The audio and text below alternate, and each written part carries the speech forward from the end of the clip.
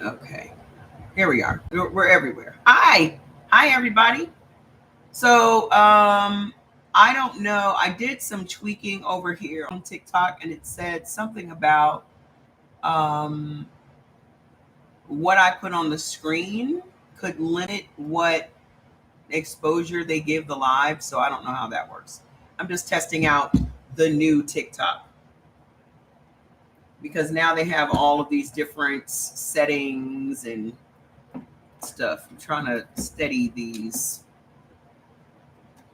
platforms so I can see. So share the live and let me see what kind of numbers we do with all of these things. If it doesn't work out, I'll just start it over without all this stuff.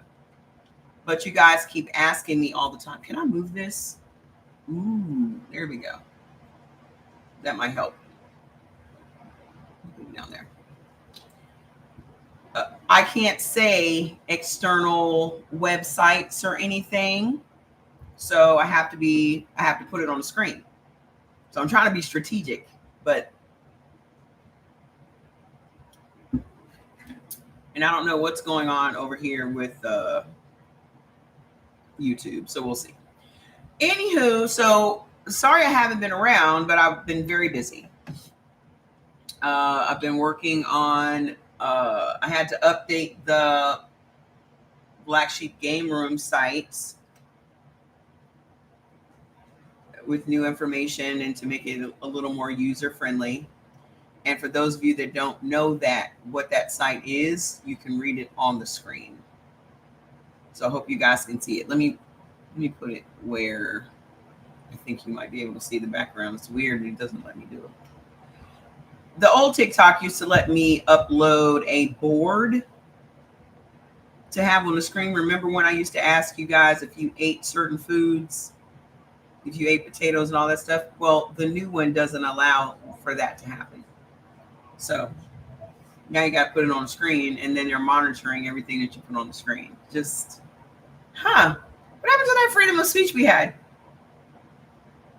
Y'all remember freedom of speech?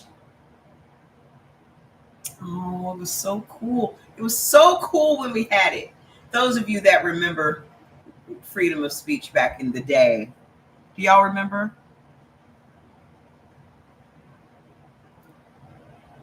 Where are my lovers of liberty? Where are my lovers of liberty? So I may have to start this over. I literally just broke my nail. That's okay. I was supposed to do them tonight anyway. So y'all just gonna have to suffer without this nail. Or Jordan, can you go give me that nail glue off my nail table, please? A new set was going on tonight anyway. Aw, I wanted it to last through the damn thing. So I've been working on it's on my nail thing right here by the door, behind the door. The little pink tube there. So what have you guys been up to for the past few days? Fill me in. Catch me up. Thank you. Fill me in. I thought it would last, but it ain't. So I'm about to glue this sucker on until I can pop these off and put a whole new set on later. Y'all know I don't give a fuck. I do all my own shit. I don't give a shit. I do not give a damn. You can watch women do their makeup on their live and trust the process. Uh-oh, this sucker act like it don't want to stick though. Maybe this sucker said, you've been on here long enough. On here for 3 weeks without breaking. So I'm very impressed. Those of you that don't use these nails are all over TikTok. They are the Beetles Tipp-Ex. If you guys ever see the Tipp-Ex nails, you should get them because you don't have to do anything to them but use the little glue and the UV light, and you don't have to shape them on with the little glue and the light, the UV light, and they will stay on for 3-4 weeks. They already have they're kind of thick, so you don't have to put any acrylic over them or nothing. These have been a freaking godsend because I used to spend hours and hours on my nails. So yes, it's looking pretty good. The info site is looking good, Miss Audrey. I try to make it more user friendly for you guys, and also I added a lot more information. Like I put a lot of stuff in the blog. And listen, let me tell y'all y'all know how I'll be falling down rabbit holes, right? So Black Sheep Sweeps is our Black owned social casino that we're building. And anybody that wants to be a co-founder and get your name on the co-founder wall and all that other stuff when we launch, go on over there. The site is on the screen right there. Okay. And pick your level of involvement. Think MLM, but your product is fun. Your product is fun. Okay. Let me tell y'all about the rabbit hole that I fell down into the other day.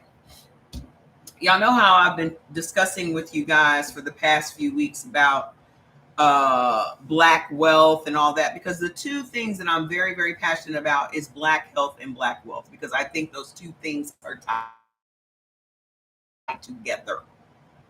Okay. In my mind, there's no difference between Black health and Black wealth, because Black health is Black wealth. Number one, we can't do shit if we're not healthy. Okay. And the reason I'm very passionate about Black health is simply because it's, well, the link, you know, the link, Miss Shanice. I can't say the link. You know the link already because you are a part of it. You're already a co-founder. But the reason that I'm very, very passionate about Black health is because of the disparities we experience still to this day when it comes to our health in the medical industry. Okay. There's a lot of stuff we don't know. There's a lot of misleading things. There are things that, you know, they prescribe to us that we should not even be using. All of that stuff. Okay. Oh, the nails. I mean, I got mine on Amazon, but you can get them on TikTok Shop. Okay. I still can't mention any websites. See, they just restricted my live. Your live is not eligible for recommendation and is restricted for search results because it redirects users to purchase products outside of TikTok. Let me restart the live. I'll be right back. I'm just going to restart the live over on TikTok. Hold on, y'all. Let me close it up. They are so petty. I hate the new TikTok with all that bullshit. Washington contractor allegedly hired undocumented workers for the construction job, then called ICE to avoid paying them.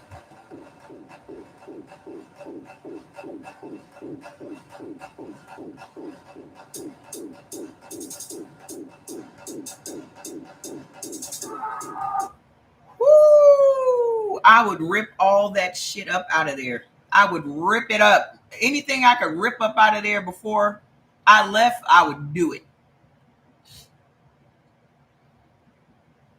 Anything I could rip up out of there,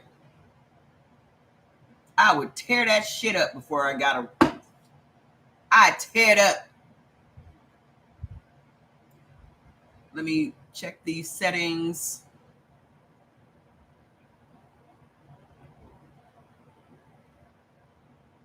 Petty.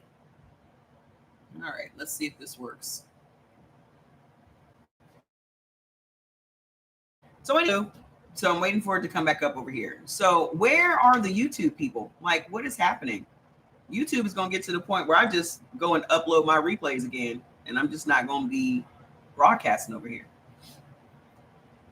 Because if YouTube don't want, if I can come over on TikTok and get back to playing my music again, don't play with me, YouTube. Do not. Y'all better share the live. Let me go share it. Let me see if I can share it with Facebook. Let me see if I can share it with the Facebook.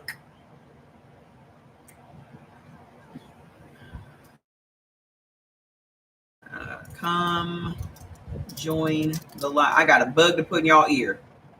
I got a bug to put in y'all ear. Let me see if they let me do it. Because for some reason, I can never get down here. Is it because my screen is too big? Hold on, guys.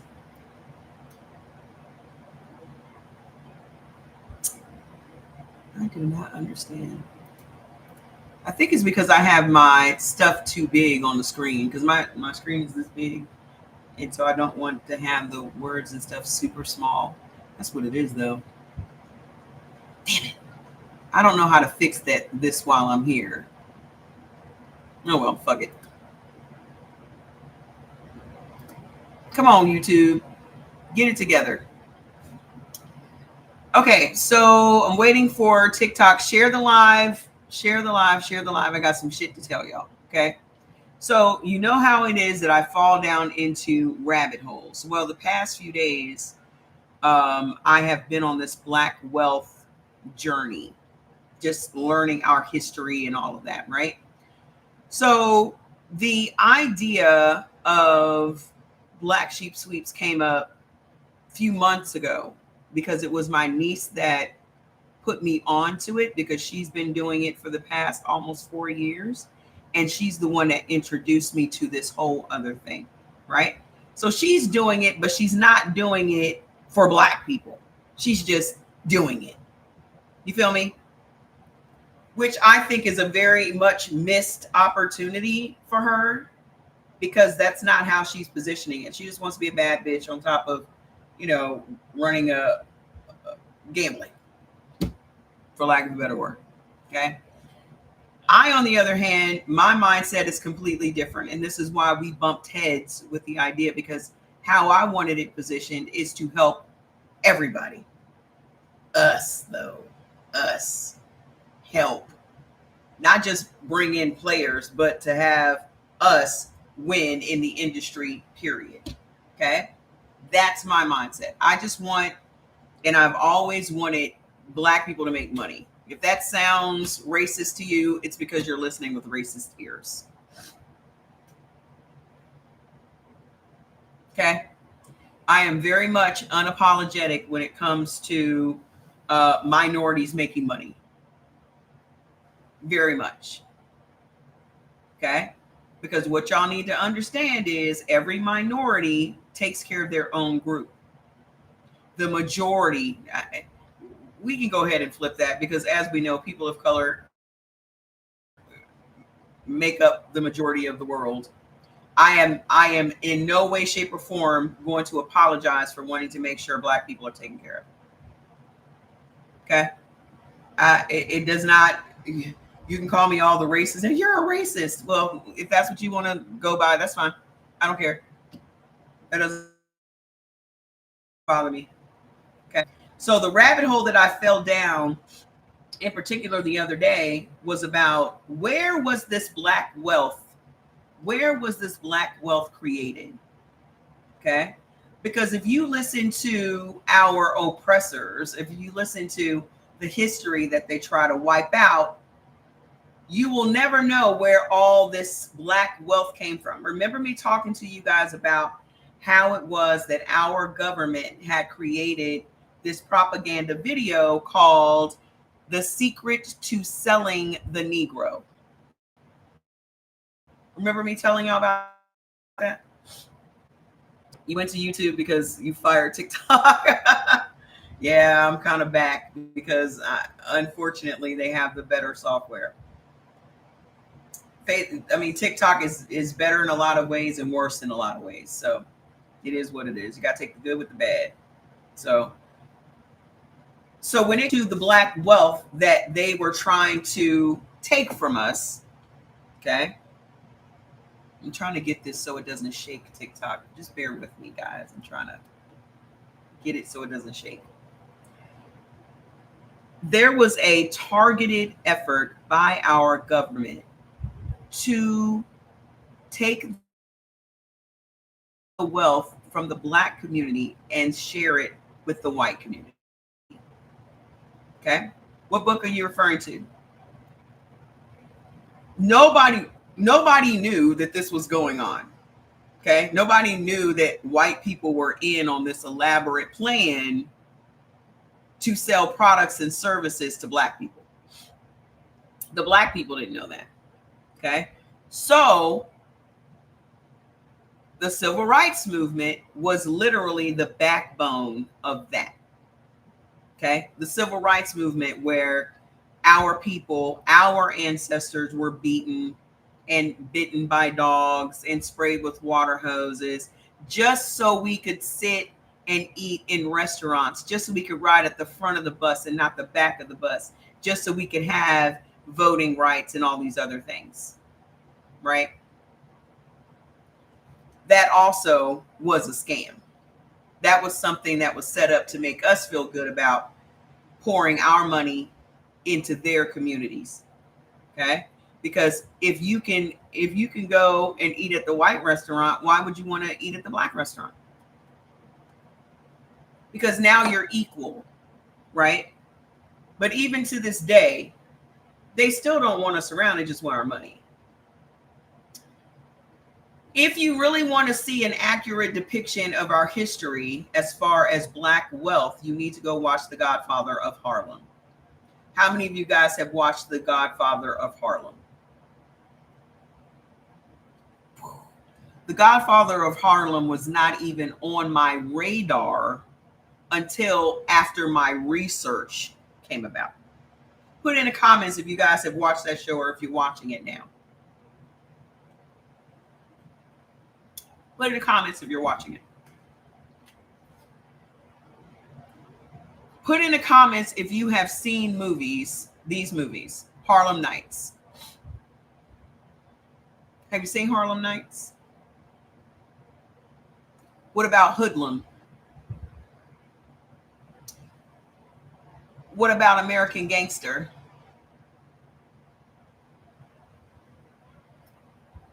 Have y'all seen you've seen all those movies, right? All of that shit really happened. All of it is true. So, you know how I fall into ChatGTP. Let me tell you what we were talking about the other day. Because ChatGTP knows all about our project, has helped me put our project together and all of that stuff, right? So the other day I said to ChatGTP, let me scroll up. Hold on.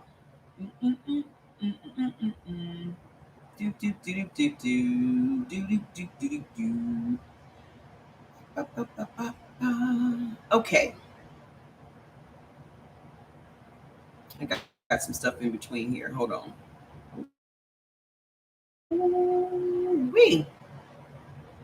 I found out a whole bunch of shit.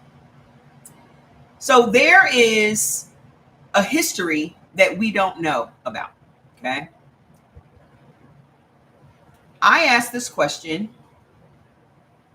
because I wanted to know how it fits into Black Sheep Sweeps, right? So it blew my mind, and I was like, okay, I need to have all of this in a blog post because I need to share it with as many people as possible. So I'm going to start off with what my question was. So now knows all about my medical stuff, right? I said, I have a quick question. Tell me the history of the underground gambling in the Black community between the 1920s and the 1970s and how it evolved into state-run lotteries. Highlight the positives of what underground gambling did for our community. You stop drinking and it's almost been 2 weeks, keep it going. Good. Don't go back. I haven't had an alcoholic drink in months.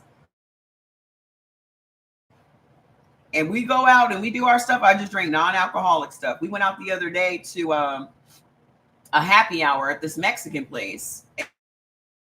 And I got a non-alcoholic margarita at happy hour. And a non-alcoholic Corona.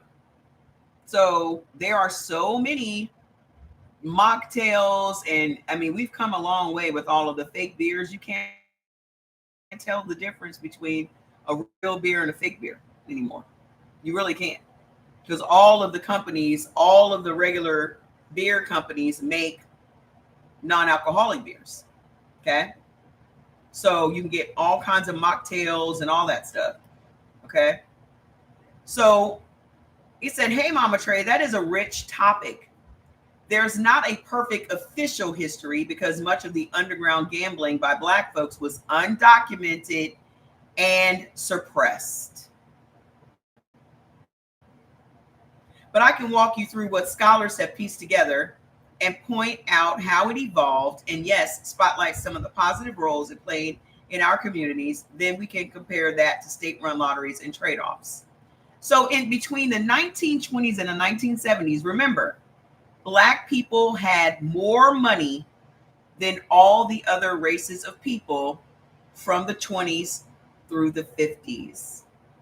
Okay, it started declining in the 60s. Okay, drastic decline. It only took 9 years for us to go from having all the money to having no money and living in ghettos, which again was a complete targeted effort. It was done on purpose.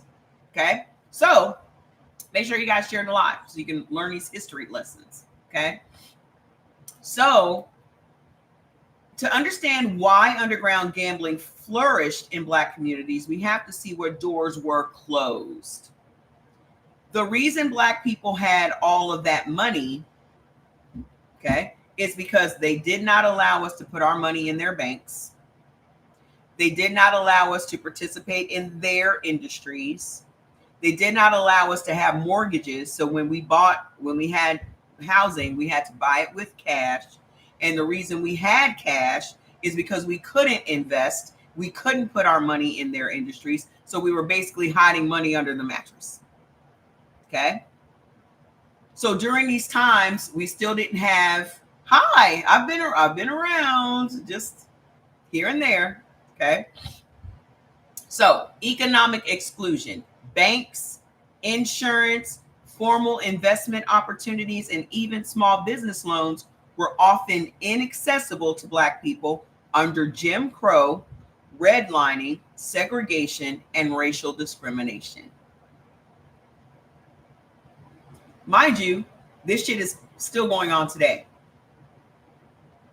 All you have to do is look at the Black farmers. Look at the Black farmers right now. The reason that the Black farmers are not suffering like the white farmers, like if you see these white farmers putting out all of these videos about how they're not getting any money because of the tariffs and all this other shit, Black farmers are flourishing.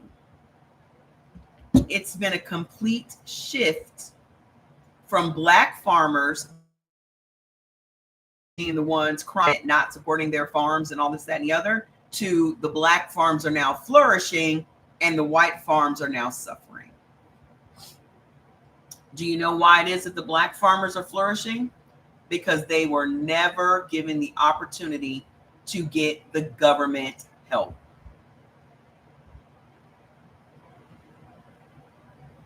Because Black farms were locked out of getting farm grants, which were literally paying farmers, white farmers, nearly $1 million a year to not farm their land or to burn their crops so they wouldn't have it for consumption.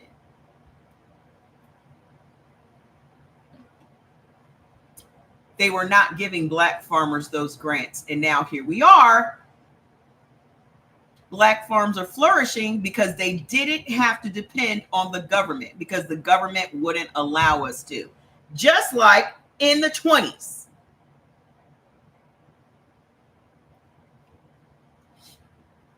Number 2, segregation and limited social space. In many places, Black neighborhoods were isolated from mainstream economic and entertainment circuits. So there was a demand for local forms of entertainment and risk-taking. Okay. Cultural traditions of risk and games of chance, lotteries, dice, informal betting are not new. They've been a part of the Black folk culture diaspora practices, and communal leisure for a long time. In rural and urban Black areas, juke joints. Tell me, y'all ain't never heard of these things. Y'all heard of these things, but I don't think that you connected any of the dots. Okay, because my grandparents were going to the juke joint. Harpo, who this woman? Everybody know about Harpo's, right? That was a juke joint. So they had juke joints. Informal social halls, dance halls, often included gambling, drinking, music, dancing. Look at Sinners. What did we just see in Sinners? They made a juke joint with dancing, gambling, and drinking. Everybody here has seen Sinners, haven't you?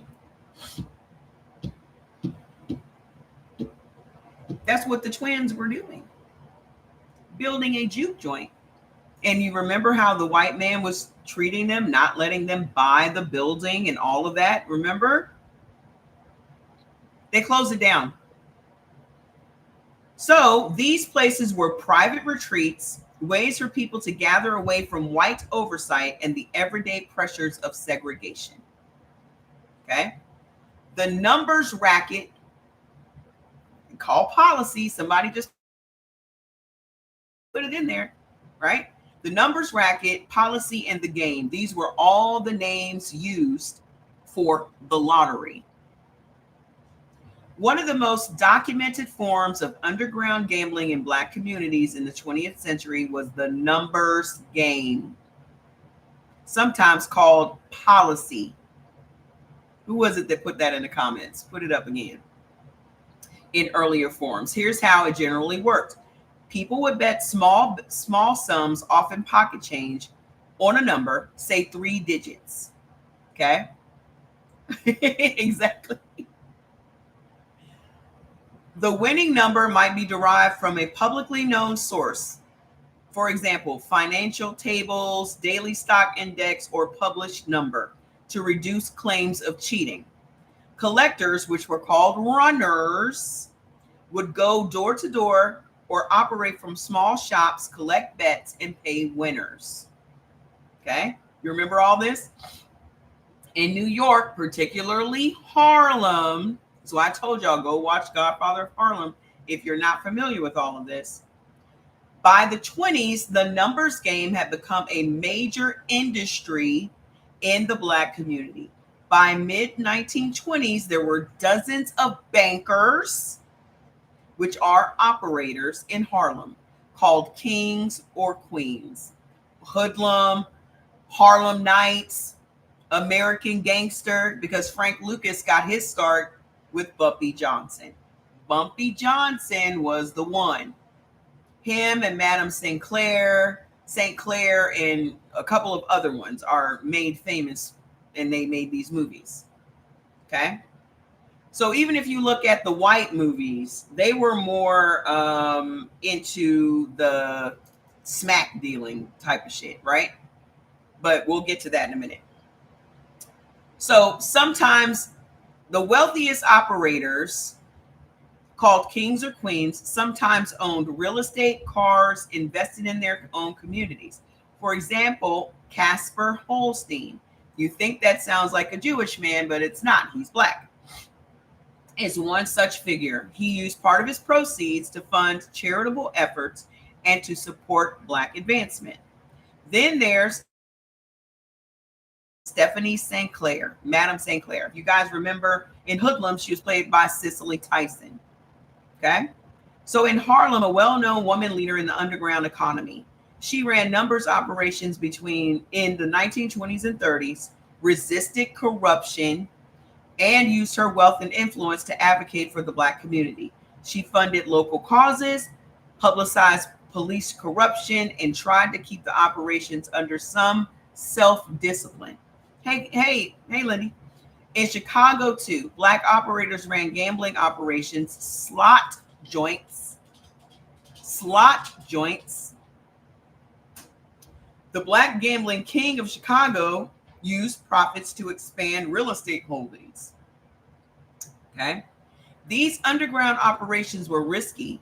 Raids, bribery, violence were part of the game, but they were resilient and adaptive. So, in the 20th century, growth, adaptation, and conflict. From the 1930s through the 1950s and into the 60s, the numbers game continued to grow in many an urban center. So Harlem, Chicago, Detroit, Philadelphia. Okay. Operators often had to deal with organized crime incursions, the Italian mafia, the Jewish syndicates, or larger criminal groups trying to exert control over the rackets. Because every time we build something, what happens? Because every time we build something, what happens? For example, St. Clair's operations clashed with Dutch Schultz, who I'm sure you guys remember, and later mob interests.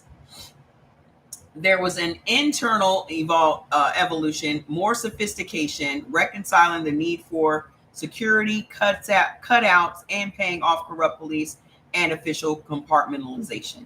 So basically, they had to organize it so they would, this percentage is going to the corrupt cops, this percentage is going to the mob, so they will leave us alone and let us work. Okay. Also, some operators acted as local benefactors, giving loans, investing in Black businesses, supporting social uplift in their neighborhoods. Because I keep telling you, this is why Black Sheep Sweeps is going to be so important, because when you become a co-founder and you're making thousands and thousands of dollars per week, this will allow you to now have income to start other Black-owned businesses. How many times have we tried to go to the bank and get loans to get turned down? How many hoops do we have to jump through to get what they get automatically? How many times are we going to get shut out of industries because we're Black? Anywho, by the 60s and the 70s, pressures increased, law enforcement, changing public attitudes, and the rise of social welfare programs, though imperfect, and the new legal gambling forms. So new legal gambling form. Some of the underground systems began to weaken and were forced to adapt. Okay. In Philadelphia, for example, the Black Mafia network in the late 60s and 70s was deeply involved in gambling, extortion, numbers running, and other illicit economy activities. Now, remember, most of those other groups of people were involved in running liquor, hose, smack, which they call doogie, coke. Okay. They were in that trade. So what happened to us was they muscled their way into what we were doing and then made it damn near impossible for those kings and queens and their organizations to survive, and then pushed drugs on us, which the CIA was behind. So the transition towards state-run lotteries and legal gambling. In the mid to late 20th century, many states began legalizing lotteries and later casinos, because they didn't at first, right? Revenue incentives. States saw legalization as a source of new revenue. Now, if I remind y'all that saw The Secret to Selling the Negro video, the way that they introduced that video to white retailers and white business owners was, this is a new revenue stream. Having Black folks buy products from you is a new revenue stream for you.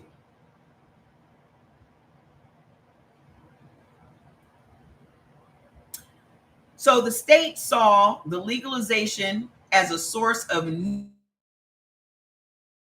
revenue without raising taxes. Legal gambling lets the state levy it, regulate it, and capture a portion of the take. Political wins and normalization. As social attitudes around gambling shifted, it became more politically acceptable, or at least more lobbyable. Pressure to reduce black market. Legal forms offered an argument: regulate it, control it, reduce crime. So the expansion of the state role in welfare and public goods. States wanted more diversified revenue streams, especially where tax structures were tight. So lotteries became a controlled legal alternative or complement to underground gambling. The state versions borrowed many mechanics. People bet on numbers or combinations. There's a draw, prizes, etc. So they literally took the entire idea, hijacked it, and put it under state supervision. And then to make us all feel good about it, what would they tell us? Oh, we're going to donate the proceeds to education, which our schools are still crumbling. Our states are taking in billions and billions of dollars on the Powerball alone. And they haven't helped any schools. So by 1996, gambling, which is lotteries and other legalized forms, had become a major revenue stream. State lotteries alone took in huge sums. The wave of legalized gambling continued. Off-track betting, casinos, and video lottery terminals. Now, state lotteries exist in almost every state except a few. It doesn't exist here in Vegas. But you know what does exist here in Vegas? Casinos. So the positive benefits of underground gambling, that the positives and benefits underground gambling brought to the Black community. While it's not an all fair fairy tale, okay, there was exploitation, risk, violence, corruption. That's with anything, right? There were positive roles that underground gambling played, particularly in communities starved for economic opportunity. Here are some. Number one, capital and financial circulation within the community. This is what we talked about, right? I'll use my same analogy again. If you are the mechanic and you own an auto repair shop. Hey, Lourdes, you own an auto repair shop, right? The people that bring you their car are Black. The people that pay you to fix their car is Black. You make that money. You go out into the community. You go buy some groceries. The grocery store is Black. You take your clothes to the dry cleaners. The dry cleaners is Black. You take your family out to a restaurant. The restaurants are Black. You take your family to the movies. The movie theaters were Black. You take your girl out on a date. You take her to the Black club, the Cotton club, the juke joints, the Geechee club, all these different Black-owned clubs for hearing Louis Armstrong and Billie Holiday and all these other people that weren't allowed to perform in the white places, Ella Fitzgerald and all these other people that were not allowed to perform in the white juke or the white established clubs, right? All of that dollar is circulating only in the Black community because we only have Black-owned businesses. We only have Black-owned entertainment. We only have Black-owned gaming. We only have Black-owned everything. So that dollar never left until they started putting white-owned businesses in black neighborhoods until they pushed us into integration and desegregation, until they told these white people, oh, sell all your products to black people because they got the money. So capital and financial circulation within a community. The money bet and paid out often stayed largely within the black community, rather than being siphoned off to white-controlled banks, external investors, or distant interests. Also, some operators became local financiers and lenders, offering microloans to people shut out of mainstream credit. Employment and livelihoods, runners, clerks, storefront operators, bookkeepers, bankers all needed manpower. It created jobs in the community that otherwise had very few. For many, it was a side income, a way to make ends meet. The underground gambling industry in the black community was the largest employer for decades. The largest employer in the black community for decades was the underground gambling business. Wealth accumulation and mobility for a few. Some kings and queens acquired real estate, owned homes, built business empires. That not only elevated their own status, but sometimes allowed them to serve as role models and community anchors. We didn't know this because they never tell us this shit. Let me tell y'all what's happening, okay? White America, or the powers that be, want to bury as much of our history as possible. They want everyone in the world to believe that black people didn't contribute anything to America, like we're the drain on America. They want everybody in the world to think we were brought here, let loose, and didn't do shit. That's why the only town you guys ever hear about burning to the ground or being burnt to the ground or being destroyed is Tulsa. They want you to think the only town that black people built was Tulsa, when in fact there were 1,200 different black towns in America that were destroyed. 1,200. Seneca Village is under Central Park as we speak. There's a whole town of dead people underneath Central Park right now. Lake Lanier has a whole black town that they flooded. Do you know how many black cities they flooded on purpose?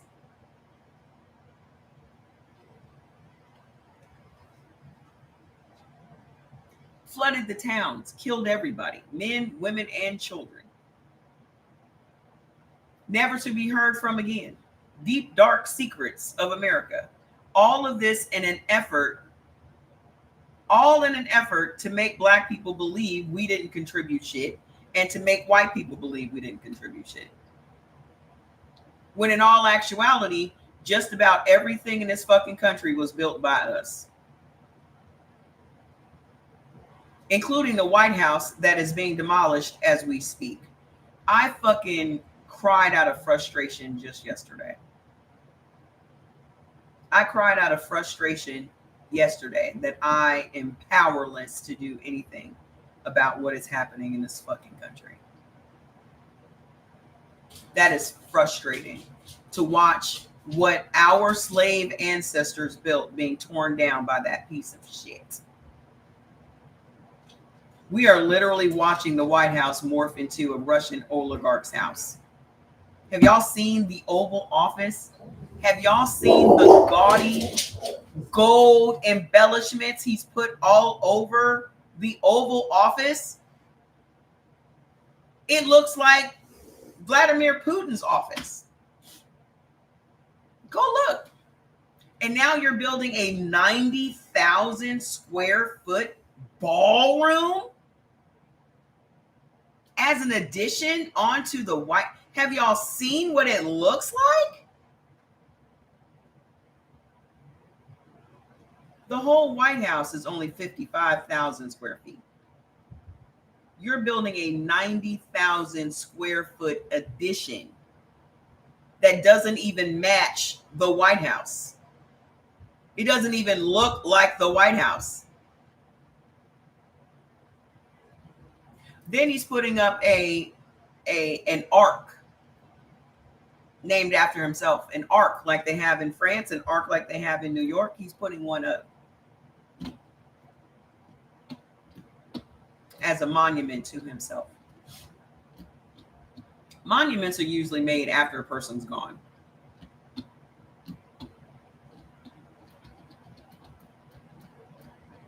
So who do you think they have building this addition? Who do you think they have building this addition right now?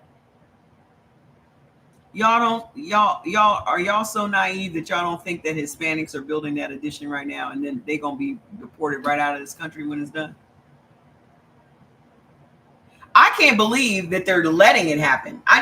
This is what I'm so frustrated by. Like, y'all did all of that marching on Saturday, which is why I couldn't come on here on Saturday and Sunday, is because that shit is just stupid to me.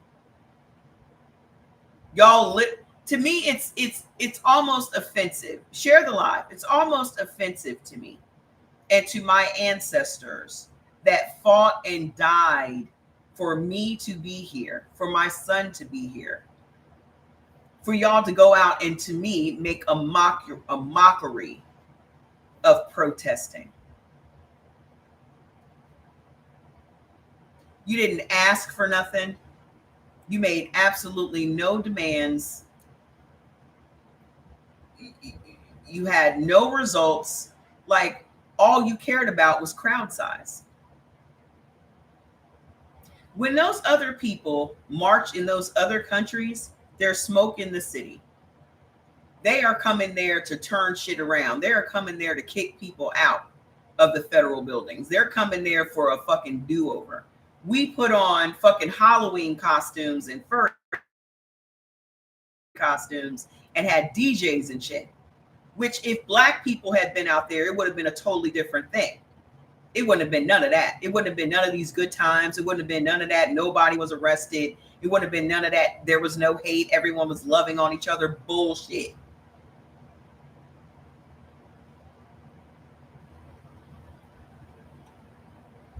Yes, nobody like Democrats not doing nothing. What is expound upon what you're saying? Because the problem, let me tell you the problem with Democrats. Democrats always want to act like we're above it. And this is the problem with Democratic voters and Democrats that are in politics. Okay? We just always want to be perfect. We want to be beyond reproach. We don't want to be criticized, so we are so busy trying to make sure everything is above board and everything looks like this and everything looks like that. And what about the shut up? And what about the optics and this, that, and the other, when we should be fighting?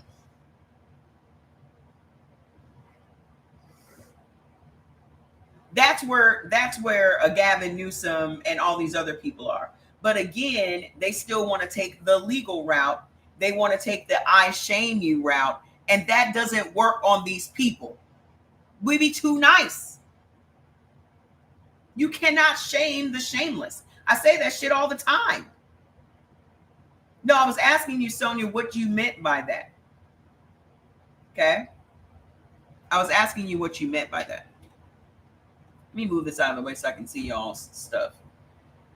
We be so concerned about what the court says and this, that, and the other, but the courts are being intimidated and harassed and all this other stuff. He doesn't play fair, so why are we? Y'all are so busy like, shame on them, shame. That shit don't work on shameless people. The only thing violent people understand is violence. And the minute it becomes too uncomfortable for white people, y'all motherfuckers will sit this one out. The minute it starts to become violent, white people will let us put our bodies on the line. Y'all don't give a fuck about, y'all are not trying to risk your privilege for us. Let's just be honest. You're not, because if you did give a shit about it, you would have stormed the fucking Capitol like they did. This is how I know that you ain't really down for no real change in America, because real change in America means you no longer have your privilege, and y'all are not willing to give that shit up. So I don't care how much of an ally you call yourself and all that shit. I don't believe you.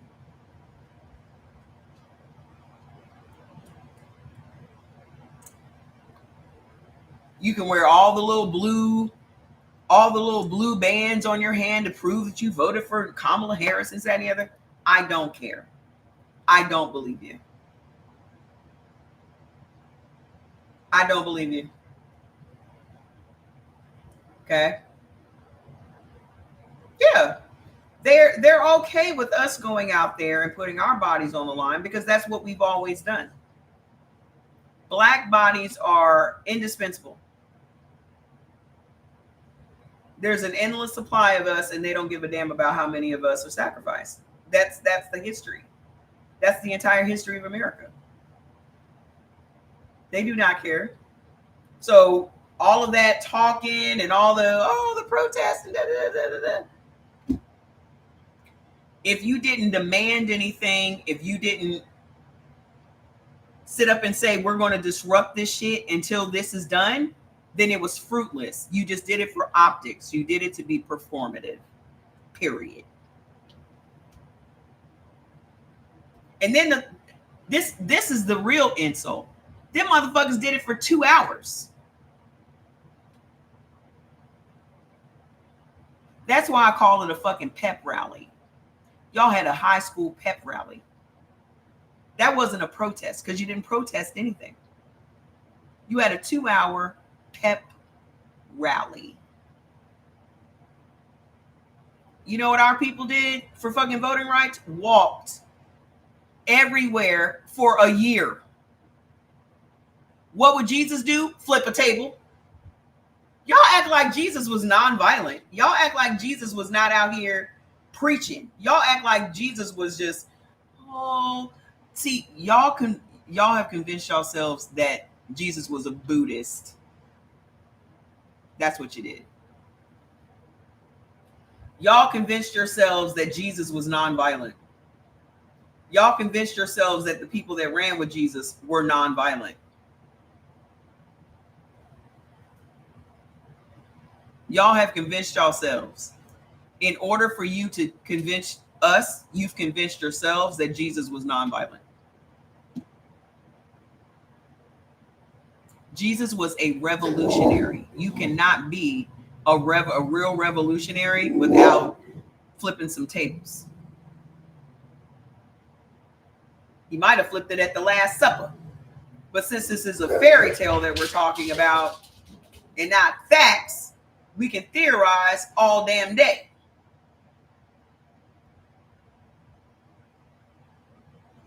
What would Jesus do? Y'all love asking that question to black people. Like, the minute you evoke Jesus, we're just supposed to calm the fuck down. Like, that's our dog whistle. It's not the dog whistle that works on me. So please leave Jesus out of the group chat.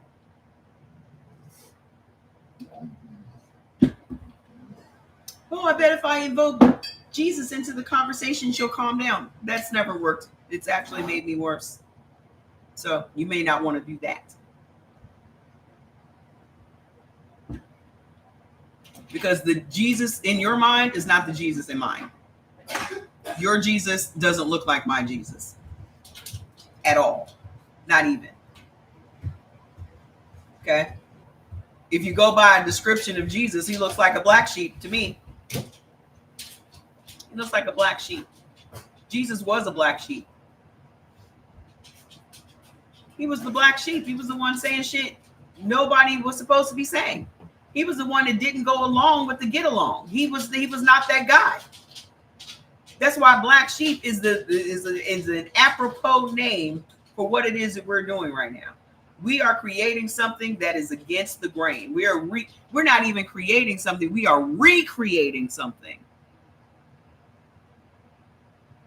We are recreating something. We are recreating something that was originally created by us. And to this day, we still don't have no credit for it. Y'all go out 6 days a week and play the lottery, and you have no idea the history of the lottery. How did the lottery come to be? We.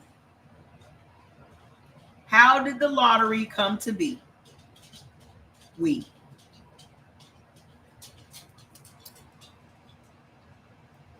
So as far as Black kings and queens, some of them became philanthropic actors, funding schools, giving to churches, supporting local and social causes, especially when the respectable institutions excluded Black giving. They wouldn't even let us give. Casper Holstein is often cited as one who invested in real estate and gave back to Harlem. St. Clair used her position to fight corruption and uplift her neighborhood. Local autonomy and self-determination. Because these systems were run by Black people, not external white-controlled gambling syndicates, at least in many cases, they had more say-so over their own microeconomics. In places where legal and financial systems excluded Black people, underground gambling became one of the few spheres over which Black folks could assert agency. Hey, how you doing? This was something we controlled with no white oversight. So you knew that was a problem. Right? You knew that was a problem. Community cohesion, social ritual, and entertainment. Gambling in those days was not just about money, it was social. It was conversation, hopes, dreams, risk-taking, gossip about who won, local prestige. What is Black Sheep Suites? A social casino to bring together Black people from all over this country that have the same hopes and dreams. You can see who the leaders are. You can sit on the chat function and gossip about who's winning and who's not winning. The same shit we were physically doing in our Black neighborhoods back in the day are things you'll be able to do on the platform. Hold on. It provided a kind of recreation economy in places where there were very few legitimate leisure options. Number 6, resistance and critique. Some operators use their influence as leverage against corrupt law enforcement or political actors. For example, St. Clair ran ads calling out police corruption. What's going on over here? Is this not working? Let me know if you're still here on Instagram. Okay? Because as it stands, y'all should just be on TikTok at this point. The fact that Black communities created parallel economies was itself a form of coping and adaptive resistance to systemic exclusion. I'll read that to you again. The fact that Black communities created parallel economies, because we created our own economy right next to their economy that they wouldn't let us participate in, was itself a form of coping and adaptive resistance to systemic exclusion. To the underground gambling economy, so the underground gambling economy had real, sometimes hidden benefits, especially in a context of scarcity, exclusion, and systemic oppression.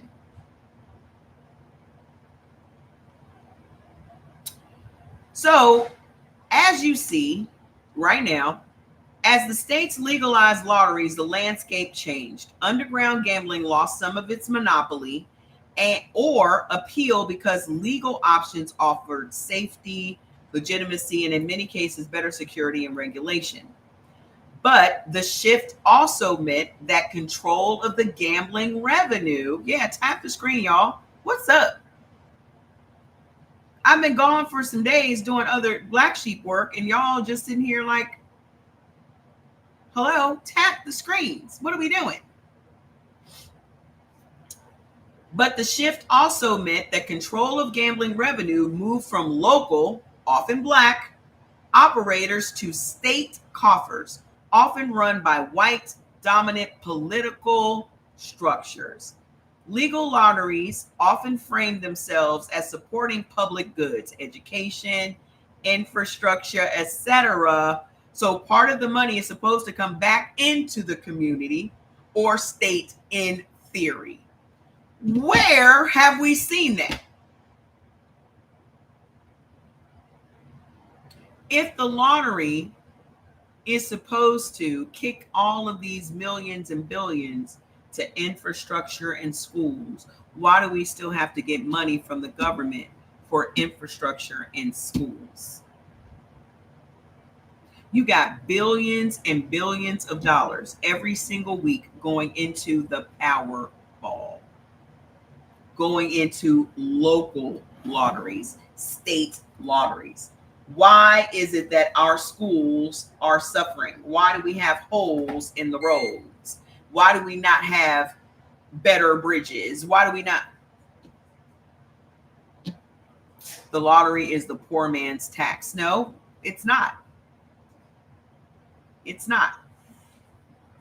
Okay.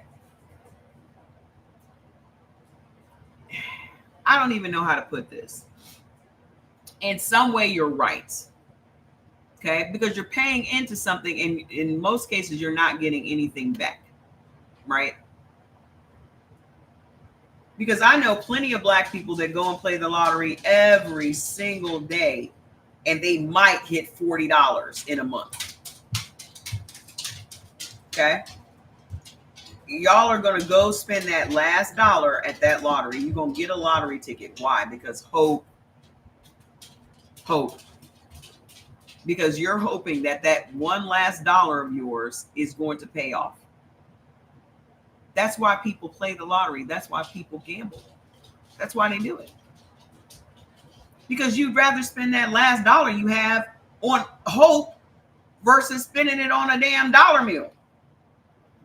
At least I would. I'd rather take my chances. I'd rather take my chances. If this is my last $1,000 that I know is coming in, I'm going to spend that on a bet. I'm going to spend that on creating a business. I'm going to do something that's going to give me some money back. Period.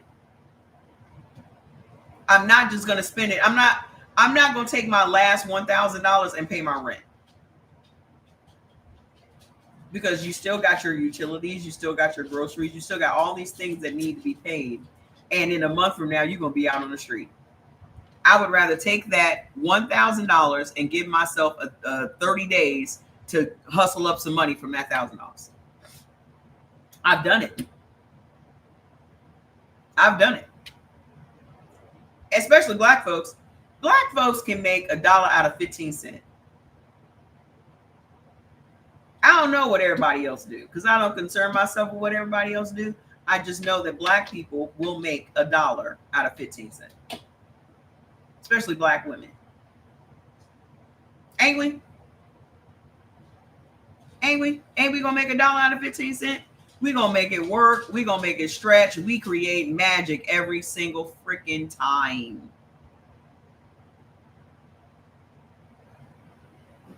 Watch how creative Thanksgiving about to be without them food stamps.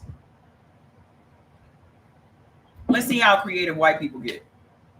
How much y'all want to put down on who's going to be looting first?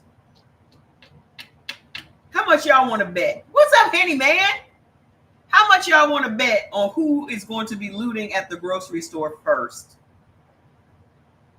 Black people or white people? Because this food stamp thing about to hit white folks real fucking hard.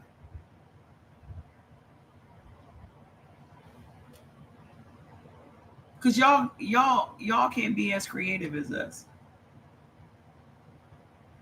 That shit about to hit y'all real hard. Y'all were jumping out of buildings when the market crashed in the 20s. In 1929, y'all was jumping out of buildings. Y'all was unaliving yourselves. You are never going to see black people jump out of a building because we broke. You're never going to see black people jump out of a window because we don't lost some money.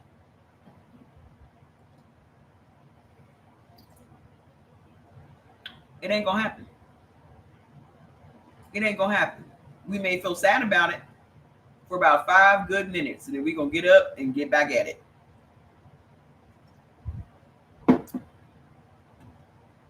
We're not. Absolutely not.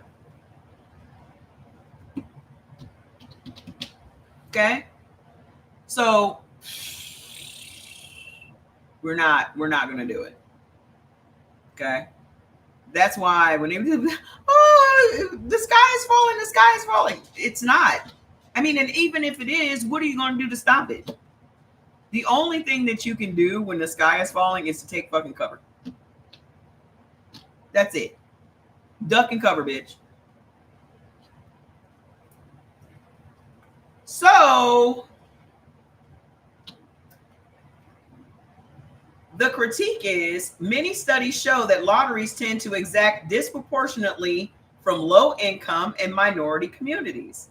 Just like this person just said, this is a poor person's tax. It is.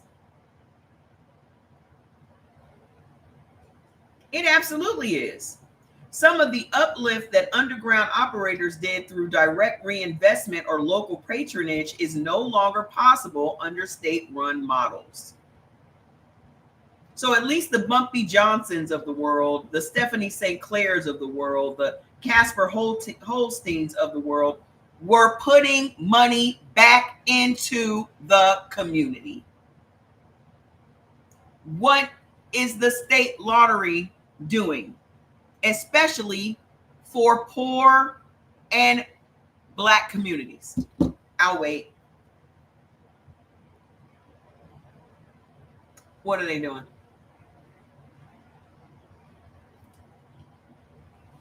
What are they doing? We preparing Thanksgiving now and freezing it. Ain't gonna be no Thanksgiving in this house. We don't celebrate Thanksgiving. I don't listen. As far as black people are concerned, y'all need to cancel all the holidays. Every last one. Because all of these holidays are created to get money out of your pockets. And we done boycotted Target damn near to death. And that just goes to show you that they will forego money all the rest of the year because they know you're going to come and they're going to recoup that investment on Black Friday, all the Thanksgiving, the Christmas, the Halloween. They wait for this last quarter of the year to make up for all of the failures throughout the year. They send the children to colleges and they got high-end constructed high schools. Who sends kids to college? What lottery sends kids to college?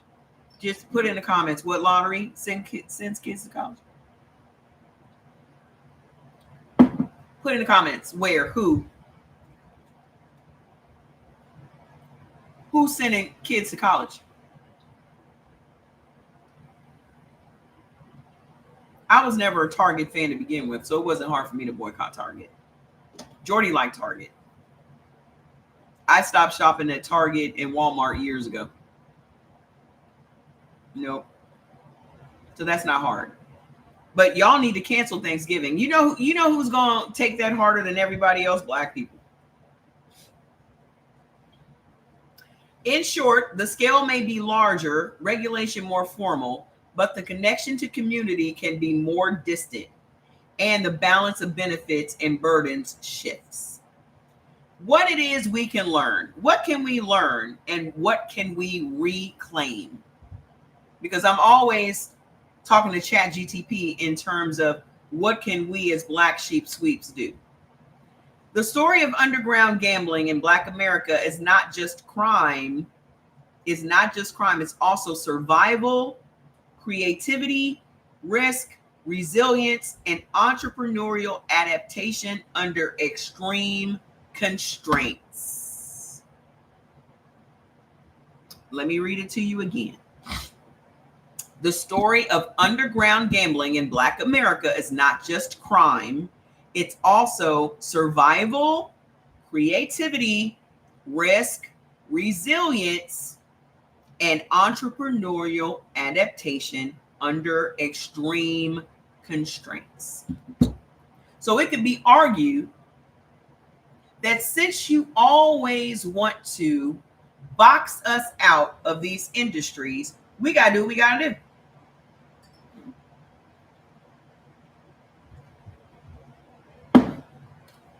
Y'all, on purpose, make it more difficult for Black people to be successful in this country. We got to jump through more hoops. We got to go extra steps, run extra miles, do all this extra shit. And then you got the nerve to put some DEI shit on it. There's no such thing as DEI for Black people. We are already overqualified for every fucking thing. We are already overqualified for every fucking thing. Black people only benefited 8% of all the people that fell under DEI. Black people made up 8%. Did y'all know that? I don't know why this looks like this over here. Maybe it's the lighting on this. I look completely washed out on YouTube. 8%. So who made up DEI? White women, people with disabilities, pregnant women. But again, that's another racial dog whistle that everyone likes to use. We weren't the ones that needed DEI because we are already overqualified for the shit, because we've always had to jump through more hoops. We've always had to go the extra mile. We've always had to prove ourselves to be overqualified. The average person doesn't have to go through all of that. The average person being white. No white person has to go the extra mile. I mean, that's just the truth.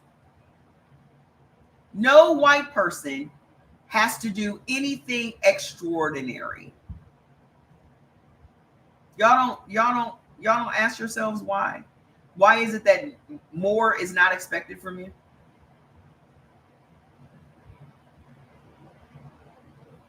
Where have I been? They canceled my main account. So I've been around. Y'all have never been asked to go further, do more, none of that. You're just accepted as just the average, ordinary person. We have to be extraordinary. Okay? That's where Black excellence comes from, because we have to be excellent. Everything that we do is top notch. There's never a time you have to doubt that a Black person is unqualified for anything. If you feel uncomfortable flying in a plane, like your boy said, and there was a Black pilot, just know that Black pilot probably had to do way more training hours than anybody else. Did y'all know that one of the very first pilot schools was a Black man? The Black pilots today have a Black-owned aviation school to thank. Over 2,000 Black pilots graduated from that aviation school. Have you ever heard of them? Why? Because the government came along and shut them down.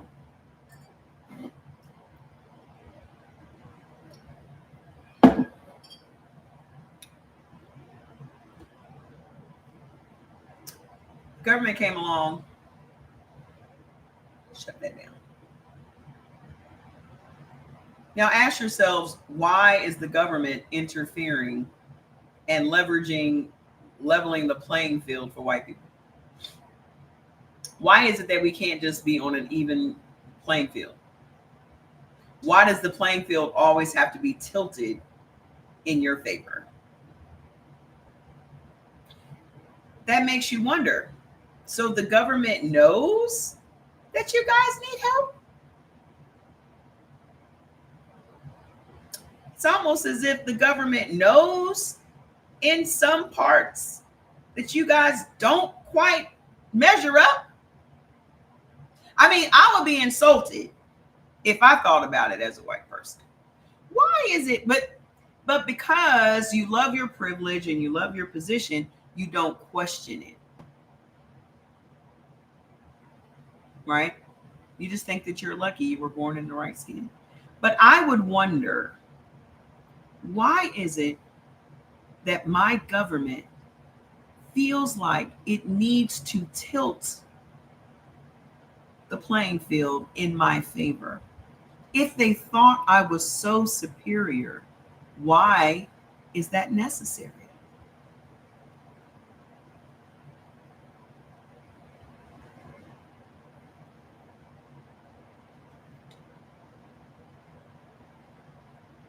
If we've been told our entire lives that we are the superior race, why do we need to cheat? If our entire lives we were told that we are the superior race, why do we need the help? If we've been told our entire lives that we're better simply because of our skin, why do we need to rig, fix, tilt, prohibit, exclude? Why do you need any of that if you're superior? Anybody have any answers? I mean, I'm on 3 platforms. Does anybody have a theory? I mean, even the man that's sitting in there got help. Y'all know damn well Elon Musk rigged that. We all know that, right? We all know that. But the reason y'all are not getting up to fight about it is because your privilege is still intact. Because no matter what, if you're Democrat or if you're Republican, you're still white. So you will still fall under the white privilege umbrella. That's why you're not going to burn anything down and you're not going to pull anybody out of their offices, because by default, you're still winning.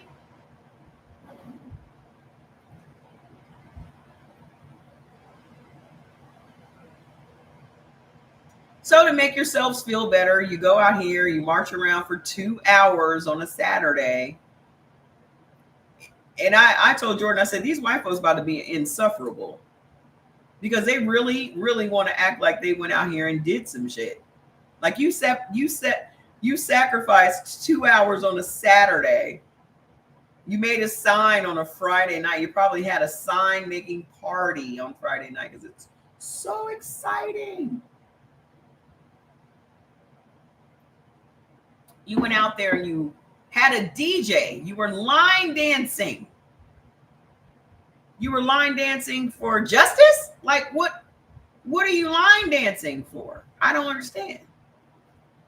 You went out there for 2 hours on a Saturday, and now you're going to talk about it for generations. You're going to tell your grandkids that you were at the No Kings rally. Kerry Washington posted a video of her out at the No Kings rally. And she did a circle. You know how you hold your phone up and you go around in a circle to show everybody. I did not see one other black person except her and her mom. Not one other black person was there except her and her mom. Her and her mom. You know what the comment was by one of the white women in her comments? Look at you protesting with class, she said. You're protesting with class, she said.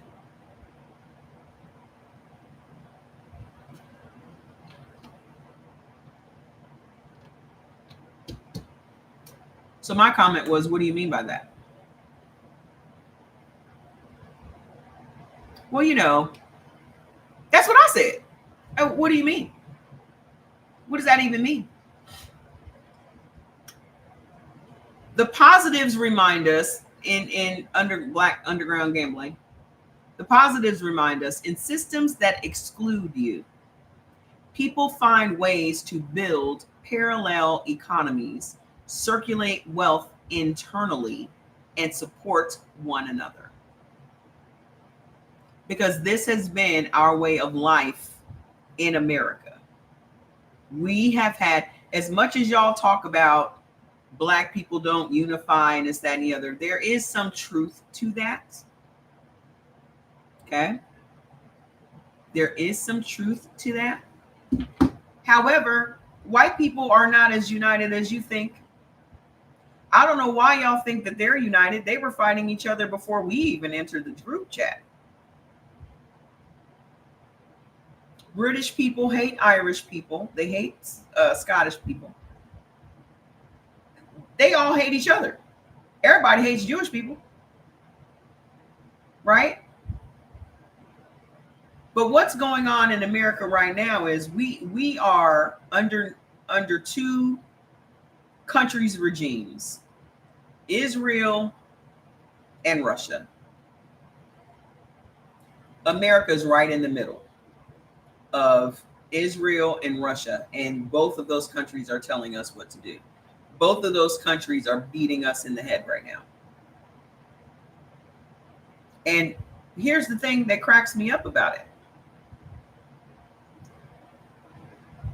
Jews hail from Russia. How many of y'all paid attention to the fact that America gave first 20 billion, then an additional 20 billion to Argentina?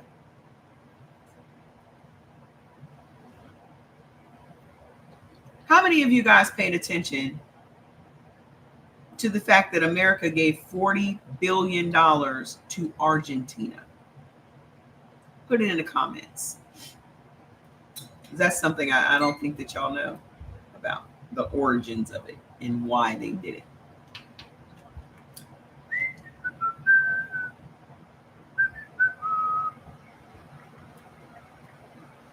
Hold on. Let me bring this up and read it to you.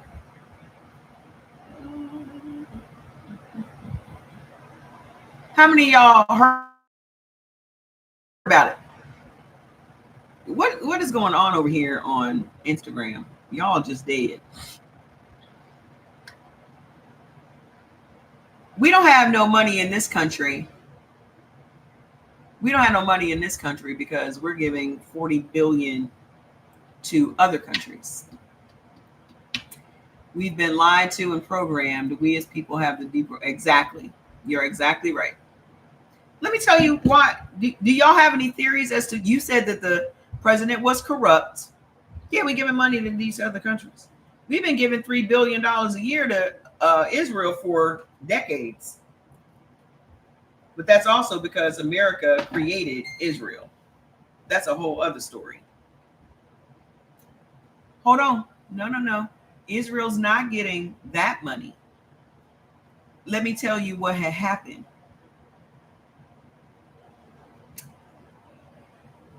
Did y'all know that Argentina is where Nazi Germans fled to after World War II?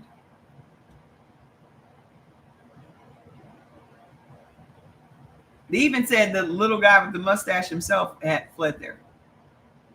That's where the Germans settled after World War II. World War II. There are 3 million Argentines. 3 million Argentines have German ancestry, making them a significant ethnic group due to several waves of immigration, including large numbers of agriculture workers and refugees after both wars. Notable areas of German settlement include Cordoba, Entre Rios, Buenos Aires, Misiones, and La Pampa, while towns like Villa General Belgrano have strong German cultural influences, hosting a large Oktoberfest. After World War II, Argentina also became a destination for some Nazi war criminals escaping justice, facilitated by President Juan Perón, Juan Perón. Anyway, population over 3 million people were estimated to have German ancestry, making them the 5th largest ethnic group in Argentina. So what had happened was our 40 billion taxpayer dollars was used to bail out their investments in Argentina. So our Wall Street people had invested all of this money in Argentina.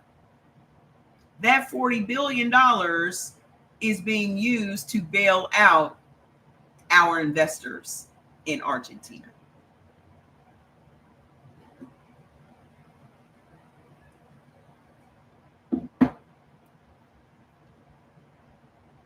Hi, I'm doing good, Kevin. How are you? Yep. So we got Nazi Germany next to Israel, next to Russia.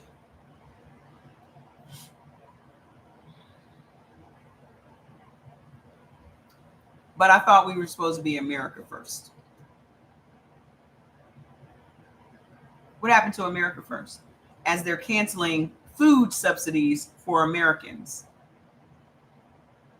millions of Americans will not get food subsidies in November. Yeah, how about Ukraine? That's another one. That's another one.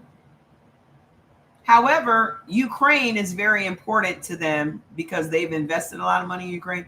But also, Ukraine is where a lot of the world's grain is exported out of. Why is Ukraine important?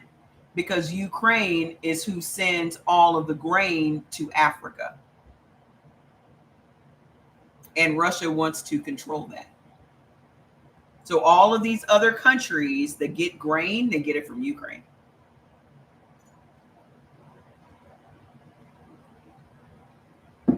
So as far as Ukraine is concerned, if you were, listen, here's what needs to be made perfectly clear. Who are the people that hate America? I don't know why it hasn't been obvious all this time. Who are the people that actually hate America?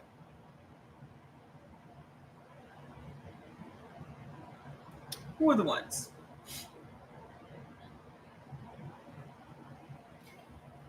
If you're living in a country and you do not, hi Chicago, if you're living in a country and you do not believe that the country is great,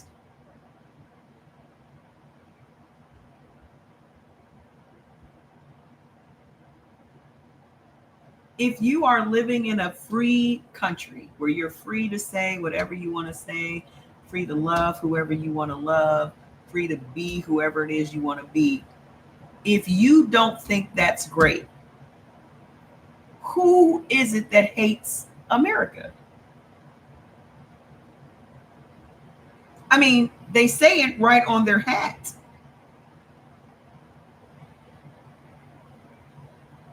They say it right on their hat. Let's make America great again. So that means you don't think America is great now. America has always been a melting pot. America has always been welcoming to the immigrant. I mean, because everybody here is an immigrant. Okay. But now all of a sudden, you don't like America because it's not tilted in your favor anymore. So here's a video I just saw before I went live. Here's a video I just saw. Hold on.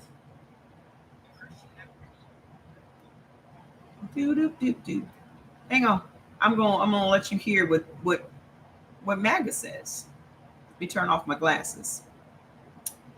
Let me turn off my glasses so you can hear it out loud. Be a dictator, then so be it. Donald Trump is a dictator for years. Let me go back. Let me show you over here on TikTok first. Man, if he wants to be a dictator, then so be it. Donald Trump is a dictator for years. Absolutely. This country needs a dictator. I hate to say that, but it's the truth. He can stand on the front steps of the White House and commit murder, and I'm with it. If he says it, then I'll go with it. And if he wants to be a dictator, then so be it. Donald Trump is a dictator for years. Absolutely. This country needs a dictator. I hate to say that, but it's the truth. He could stand on the front steps of the White House and commit murder, and I'm with it. If he says it, then I'll go with it. And if he wants to be a dictator, then so be it. Donald Trump is a dictator for years. Absolutely. This country needs a dictator. I hate to say that, but it's the truth. He could stand on the front steps of the White House and commit murder, and I'm with it. If he says it, then...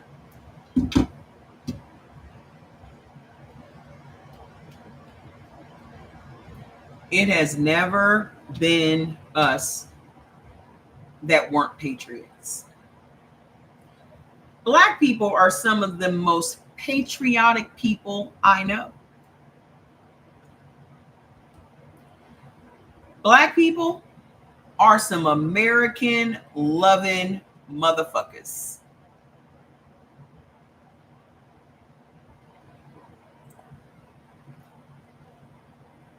And it cracks me up that y'all, for some reason, don't see that. Y'all think how do you love America if you're flying a fucking Confederate flag? Yeah, they do. How do you love America if you're still rooting for the South? And we fell for the programming. We fell for the programming. The difference between Democrats and Republicans is that they're really good at marketing. Republicans are really good at marketing because the people that they're convincing are already easy to convince.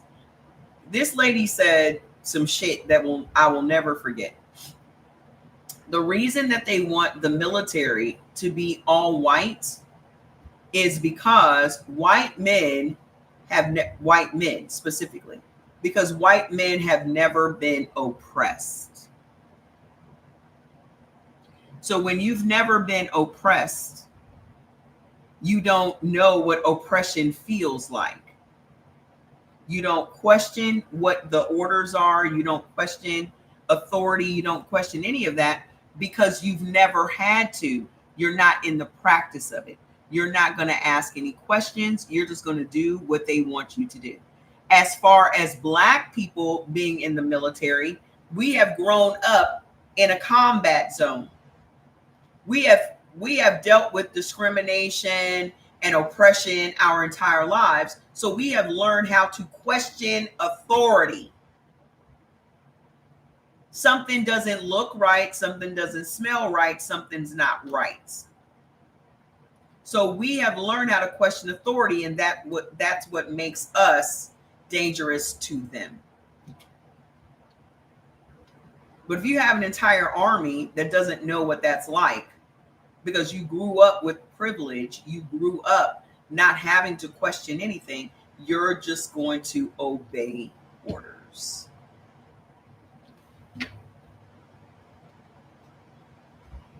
So as you see, they're getting rid of all of the higher ranking people of color, all of the generals, all of the higher ranking people. There were so many black high ranking officials in the military, and they've gotten rid of all of them. Or they have resigned on their own.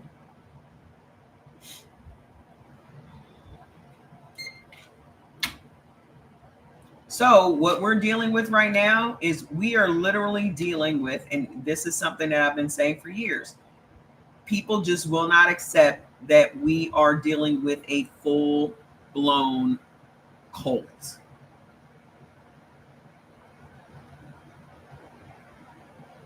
You don't have a problem with the person being a dictator in a free country.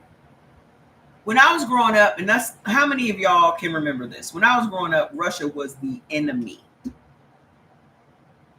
When I was growing up, Russia was the enemy. I'm 56. Okay? You couldn't even say Russia. You couldn't even say it. That was our mortal freaking enemy. I remember the Cold War. I remember Germany. I remember the wall. I remember Khrushchev. I remember all of them. All of them. They were our mortal enemy, dude. And now you literally have, even in the 2000s. And now you literally have people like cheering on Russia. They're the ones that are not patriots. They are traitors. You are literally witnessing treason. You're witnessing it. Everybody that says, hey Jada, everybody that says,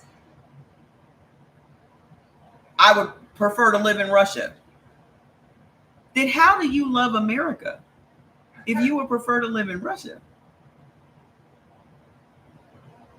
We are not the problem. They're the problem. Chaos and control. Yep.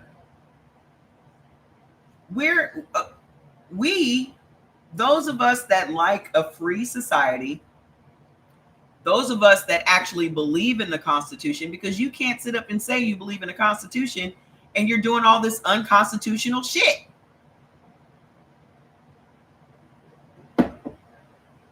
They be the first one. This is why I need y'all to wake the fuck up. Because everything that they accuse us of doing is what they're literally doing right in front of us.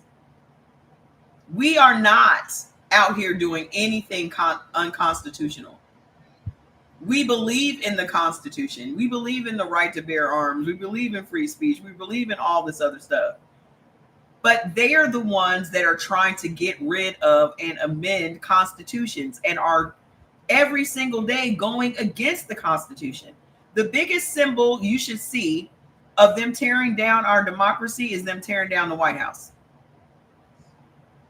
That should be a symbol for you to understand that democracy is crumbling right now.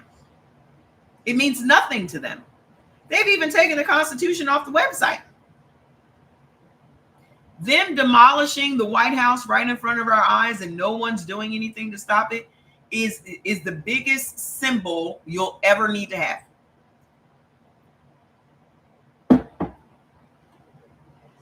You leveled the Rose Garden. Leveled it. Concreted over it. Concrete.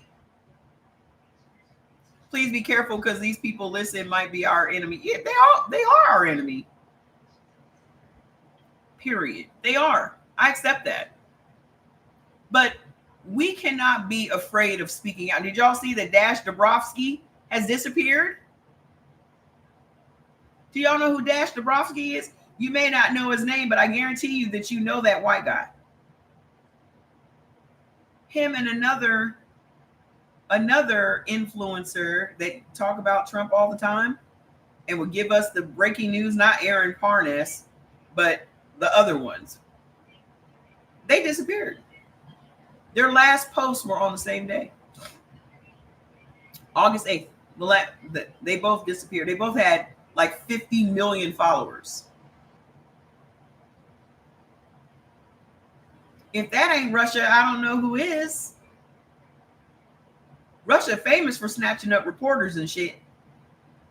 I'm gonna show you his face, Dash Dabrowski, and they're saying that a body has been found and they're trying to identify it now. Let me show you Dash, because you all know him. So the owner of Trump Burger, which is a burger chain in Houston, has just been y'all all know him and is now facing deportation by the Trump administration. So apparently the owner of Trump Burger, which is a real burger chain in Houston, was also a 28-year-old immigrant from Lebanon. I'm sorry, he didn't have 50 million followers. He had 500,000 followers. But y'all know him. These videos will be on your FYP every day. Hasn't been heard of since August. Stayed his visa hasn't been heard of. Entering the country. He's missing. Then vanished for 2 months. Dash Dabrowski, a political TikTok creator with over 500,000 followers. If you follow U.S. politics, you've definitely seen his videos. But since August 8th, he's been completely silent. That day, he posted a highly controversial story about the owner of Trump Burger, who was reportedly arrested and facing deportation. And after that upload, nothing. His comment section turned into a search party. People kept asking where he went, if he was okay, if something happened. Where is he? Because the topic he touched was sensitive. Did he disappear because he said something he wasn't supposed to? Was his... That's where we're at, guys. That's where we're at.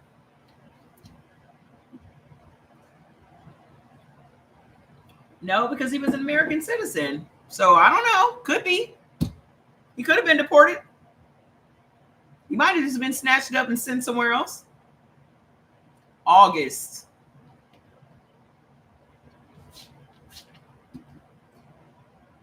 He might have been in Alligator Alcatraz. I'm waiting for Obama to be arrested because that's coming. That will kill two birds with one stone. That's going to make black people get out in the street, which is what they want. The little girl that talks for Trump, what's her name? Caroline Levitt. She was talking up how Obama has interfered with Trump's 2016 run. What's your health question? They're accusing Obama of making up all the Russia shit. The last interview that Adam had Mike Costin, yeah? What's the health question? They still hate him because Obama broke America. That should be somebody's term paper. Let me tell you why Obama broke America. They still haven't recovered. It just opened up a floodgate of anger they have been suppressing all of these years.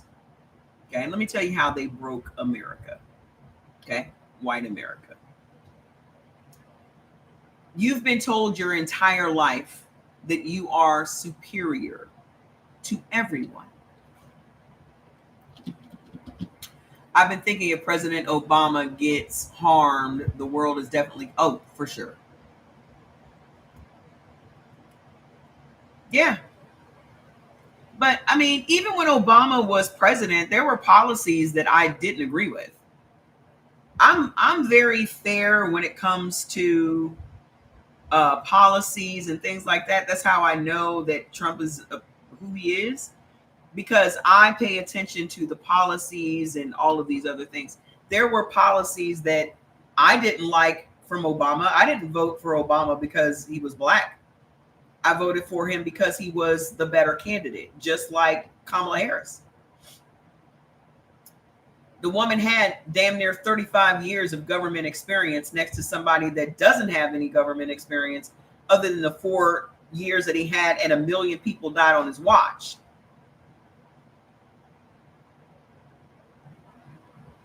You have a person that has 34 years of experience in the government, progressive experience, and then you're the vice president right now. You're doing the job. Oh yeah, I'm sorry. Hold on. Thanks for reminding me that I have my own mic to drop. Obama is not his true name. Do you know what JD Vance's real name is? Because he's changed it 3 times. JD Vance is not JD Vance's name.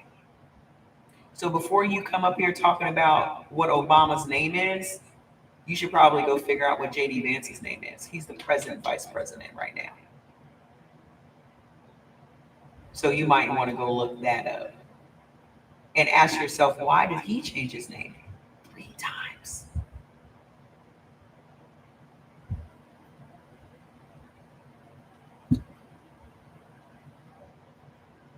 Who's he hiding from?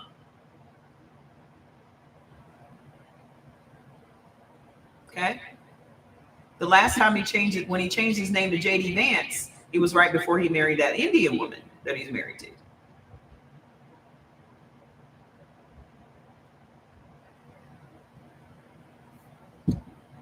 I wouldn't doubt it. Okay. So anywho, Obama is not a Pakistani citizen. So whatever these crazy theories that you're coming up with, the internet is free. You should go use it. Okay. This is a Black Mirror episode. I absolutely believe. You know what I say to Jordy all the time. I feel like, remember the blip in Endgame and how people were sent to like an alternate universe and then they came back 5 years later? That's what I feel like COVID was. And those of us that got sick from COVID and all that shit, we're living in an alternate universe.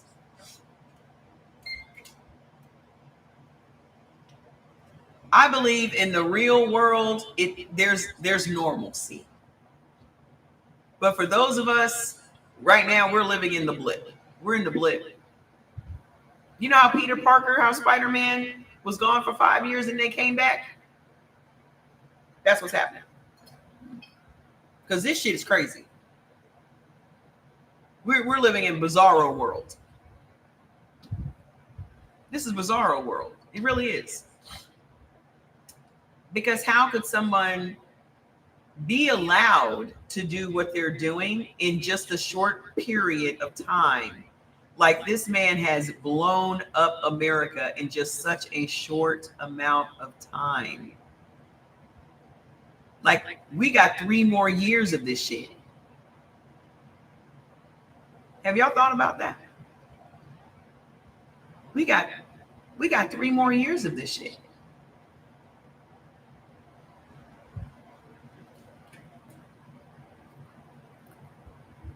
What y'all think is going to happen in the next 3 years? This is just the first year. He's not even completed his first year yet. This is just 9 months in. He's just 9 months in. Yes, he's absolutely the front man. Here's what I think is happening with Trump.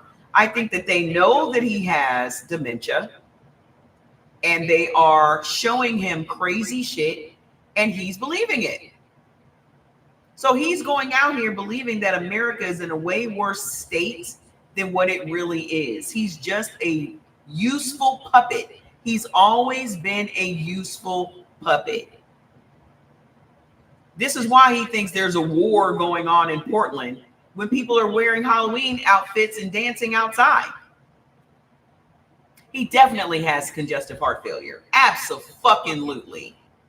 Absolutely. You can't convince me otherwise. Trump definitely has congestive heart failure.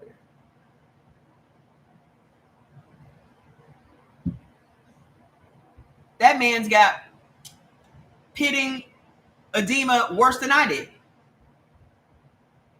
He is way sicker than Biden ever was. You see them ankles? That man has cankles. Swole on swole. Then he gonna lie talking about he's going to Walter Reed for a semi-annual checkup. There's no such thing as a semi-annual checkup. Trump doing just like Obama did when he was put into office for destruction management. That's not true. You know what? I don't, Mr. Lee, let me help you out.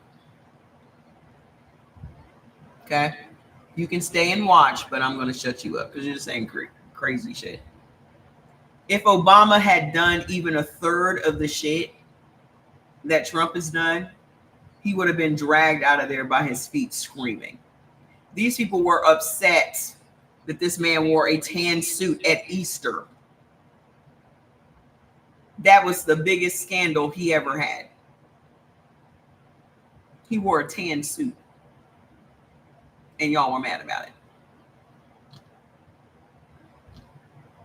You think that y'all would be okay if Obama had cemented over the Rose Garden? Y'all think Obama would have gotten away with demolishing half of the White House? Let's not forget Michelle with her arms out, and now every white woman on TV with these crepey skinned arms has her fucking arms out. You know whose arms I'd rather see? A muscular Michelle Obama and not your crepey ass skin. Nobody wants to see that. We're talking about everything under the sun, sweetheart. Nobody wants to see that. Y'all don't even use lotion, for heaven's sakes. Now every white woman on TV got her fucking arms out. That's exactly why they hated it. That glistening brown skin with them toned black arms. That's when they started calling her a man. That's when they started calling her a man. Ain't nothing manly about no Michelle Obama, sweetheart. Nothing.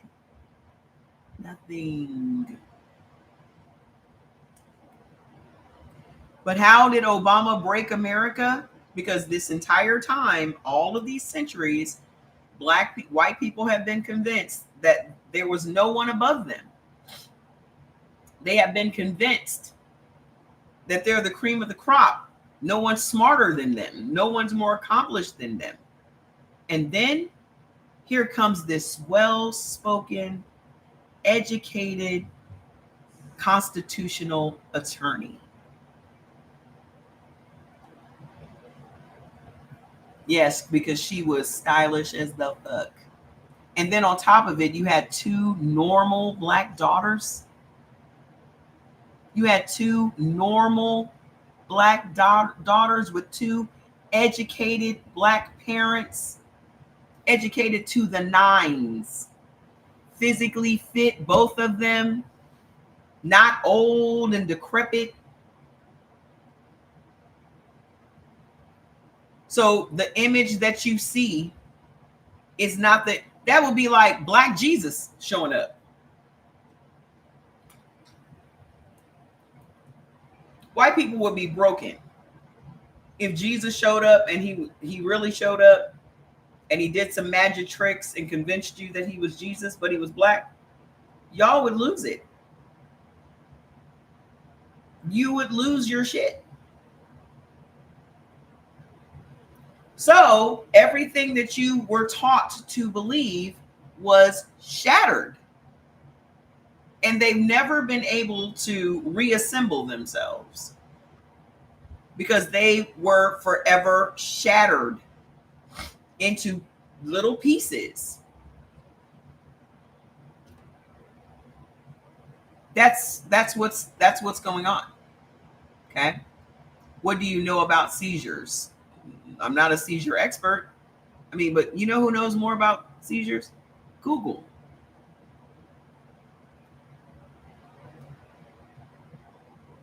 Okay.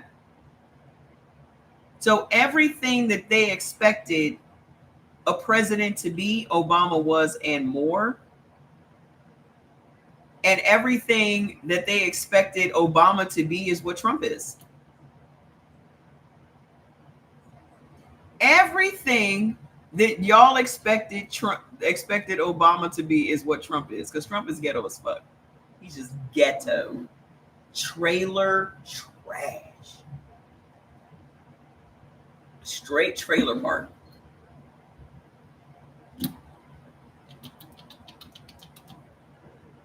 Everything from him eating fucking KFC and McDonald's and all that. That's straight trailer straight. Y'all expected this man to be classy because he has money, and he's straight trailer park.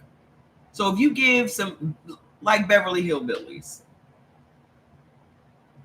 the Beverly Hillbillies, just because you gave them money, didn't take the hillbilly out of them.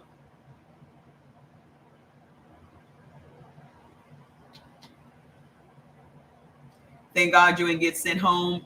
You work for the VA? Yeah, because they already budgeted out that money. But be looking for something when that budget money comes up. Be looking to be laid off from that. Just like the people that work for the Department of Education. All of the things that had the budget already passed through, your jobs are safe right now. But when it comes time for a new budget, it's not going to be included in the budget. Oh, it's in the healthcare side.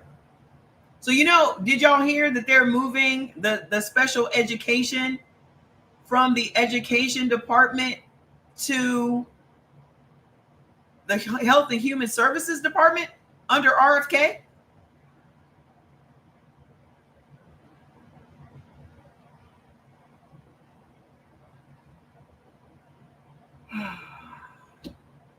Hey, how you doing, lady? They are moving. You can't make that. Damn right, Joseph.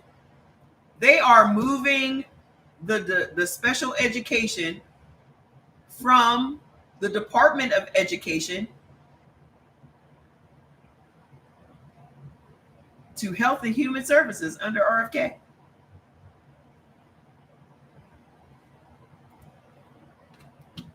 It does sound sus because it is sus. Hi, I'm Regina. Was scrolling through TikTok and started listening to you. Haven't stopped yet. Hi. That's sus as fuck, dude. Sus. Yep. And not only are those kids going to be doped up, because they definitely going to put them on Ritalin and all that stuff. Definitely. But there's also a program where they want to institutionalize people with learning abilities. They want to start like they used to do back in the day. Back in the day, they would institutionalize everybody. Jordy knows all about that. If y'all watch, what season is it, Jordy, on American Horror Story? Season 2? They used to institutionalize everybody, whether you was gay or slow or had whatever was going on. They would stick your ass in the institution. Yeah, RFK. RFK got on. RFK's raggedy ass got on the internet, Beyonce's internet, the other day and said that little girls are going into puberty 6 years sooner than they used to. And that teenage boys have half of the testosterone that a 65-year-old man would have. In the same sentence.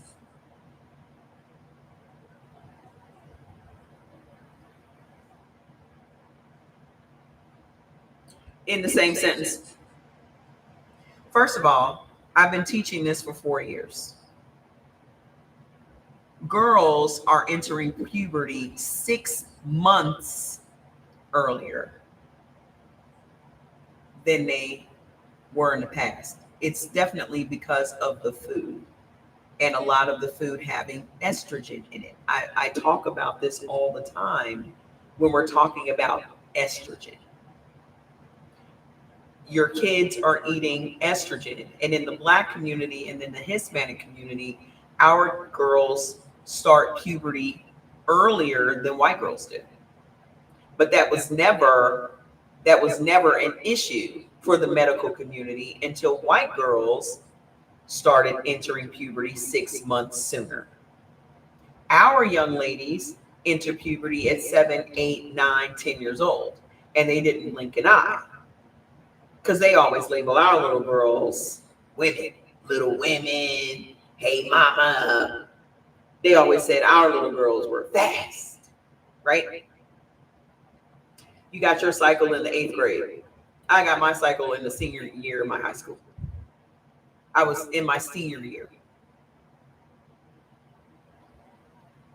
I was 17 when I got my period.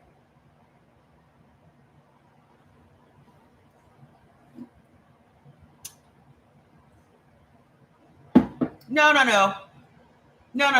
It was earlier than that. Maybe 16. But it was later than the rest of the people that I knew. Okay. However, traditionally, now our Black girls have puberty at 7, 8, 9, 10 years old. Okay. And that is because African Americans have higher estrogen levels than all other racial groups in America. Let's trace that back to the fact that our diet is mainly chicken and pork. Okay. And chicken has 200, 300, how many more times? Oh, 100. I'm so rusty with the food, y'all. I got to go back and read my shit. 100. Chicken has 100 times the level of estrogen in its small little body than we have in our whole grown adult body. Okay. So when you eat chicken, this is why I tell people for the past 4 years, please stop eating chicken. Because chicken is literally at the roots of your blood clots and your weight gain and your inflammation and your pain, all of your hormonal problems. Also, that estrogen feeds into triggers and feeds into autoimmune diseases. Okay. So a lot of those things are estrogen driven. So as soon as your kids come out, the baby formula is soy. Okay. Most of the baby formula in the past, because they now started making goat milk formula and all this other shit, right? But back in the day, all baby formula is made from soy. Soy doesn't have estrogen, but soy causes the body to create more estrogen. Okay. So if your kid is a blood type O and a blood type B, they were never supposed to be drinking baby formula. So when you're feeding your babies and their blood type O and blood type B, which makes up 55% of the US population, this is why your kids have gas. This is why your kids have colic. This is why your kids always got a cold. This is why your kids always got an ear infection or all these things. Okay. And then when you go to the doctor, all they're going to do is put your kids on antibiotics. Now your kid's been on antibiotics 3 or 4 times and before he's 2. That was Jordan's story. Okay. That was definitely Jordan's story. So then let's keep on the estrogen path. By the time your kid is teething, you're sticking a chicken bone in his mouth. By the time your kid is teething, you're sticking a chicken bone in his mouth. You think it's so cute, you post videos about it, right? Then when they get those 2 teeth, where are you taking them? McDonald's to get those chicken nuggets. And then when they start eating solid foods, you're giving them chicken 3, 4 times a week. Why? Because it's economical. You can do so much with chicken. Blah, blah, blah, blah. So by the time they're 7, 8, 9, 10 years old, they have had a steady diet of estrogen-filled foods, which now makes them overdeveloped. The reason that the chickens have 100 times the level of estrogen is so they grow faster. Estrogen is a growth hormone. It only takes a chicken 42 days to grow to 6.5 pounds. Whereas back in the day, before they genetically modified the chickens to be born with higher levels of estrogen so that the growth process is faster. So when you talk about GMO foods, the number one thing on the list should be chicken. Y'all only think about fruits and vegetables, like, oh, the watermelon's GMO. No, the chicken's GMO. Okay? The chicken is GMO. The most genetically modified foods that people are eating on a regular basis is chicken. So you're consuming these chickens several times a week, steady diet of estrogen, okay? And now your kids, your daughters have their periods. Your sons have wacky hormones. Your son's hormones are wacky too, okay? Go look at those studies for your sons. Now, let's take it back to what RFK Jr. said. He's out here trying to make a... Shut up. He's out here trying to make a correlation between little girls... He hates the microphone. Come here, Bubba. I put it away. I'm sorry. Don't push me under the table. I hate when he parkours off of me. Come here. Come here, Fats. Come here. It's okay. I put it down. I'm sorry. You just woke up too, didn't you? Mm-hmm. Yeah, I know. You just scratched the shit out of me. That's enough, Fats.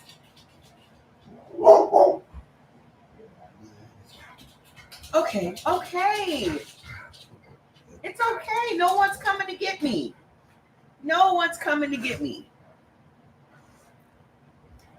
Fats just woke up, and when he hears loud noises, okay, the kid will eat a banana and a tangerine after school and be good. He would do a burger or pasta but no chicken. Well, good. He'll calm down in a minute. So listen, he is spoiled rotten, as well he should be. I don't have any grandkids. He's not as rotten as my next one's going to be. So here we are with our daughters starting their periods sooner, right? Then, I don't give a shit. I'm talking in this microphone for emphasis. So RFK comes on TV talking about little girls are starting their periods, are going into puberty 6 years earlier. Then he comes back on the other side of that same sentence and says, boys have half of the testosterone that a 65-year-old man would have. First of all, where is that study? Because y'all will take whatever these people of authority tell you as gospel, and it was a bold-faced fucking lie. They are not entering puberty 6 years earlier, unless the only people that you're talking about are little white girls. Because that's all they care about. No, because little white girls are not entering puberty until they're like 13. But our girls are entering puberty at 7, 8, 9, 10 years old. The average white-year-old girl is starting at 12, 13. You know, they love 12. They love the age of 12. Love. That's all you ever hear from them. 12-year-olds. Okay? But our girls are entering at 7, 8, 9, 10 years old. So if you're just talking about our girls, being 6 years faster than the white girls, because that's the only thing that would make sense. Our girls are entering 6 years sooner than white girls. Why is that? That's the only way. That's the only way that sentence would make any sense. Why are they so concerned about minors? Because they love minors. They love them. Now, here is what I find fascinating. You know how all this time they've been blaming women for everything? Good night. You know how they always blame women for having a biological clock, and you got to get them young before they age out of their childbearing years and all of that? Guess what? For those of you that missed it, there was a report that was just released and debunked it.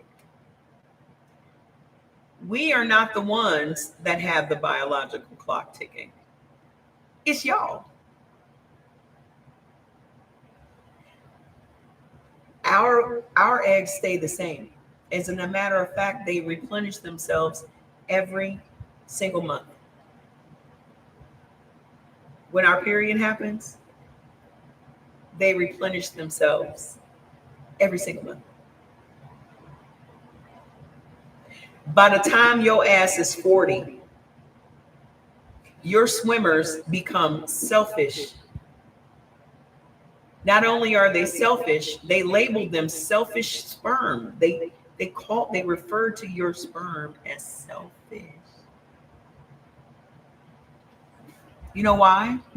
Because your sperm causes mutations.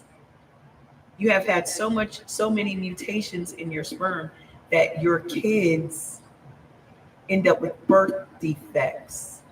So your old selfish ass sperm is what's creating the birth defects in the children. I thought RFK said that the autism was caused by a Tylenol. Just a couple of weeks ago. They said Tylenol is what was making autism. Then they came back and said circumcision caused autism. And my question is, does that mean only males have autism?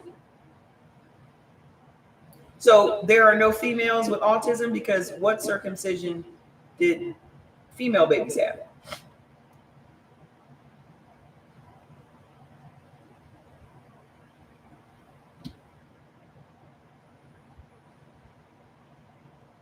What, are there only autistic males?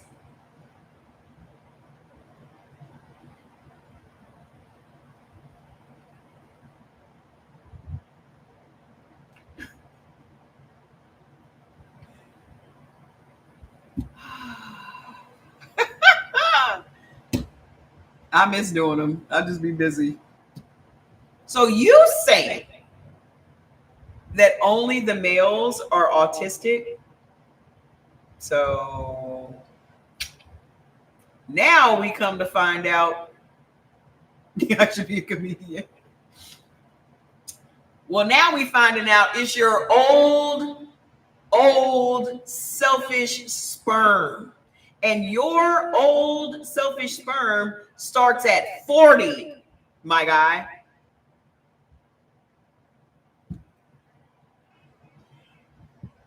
A big sign that you should not be procreating is if your pee-pee doesn't work by itself.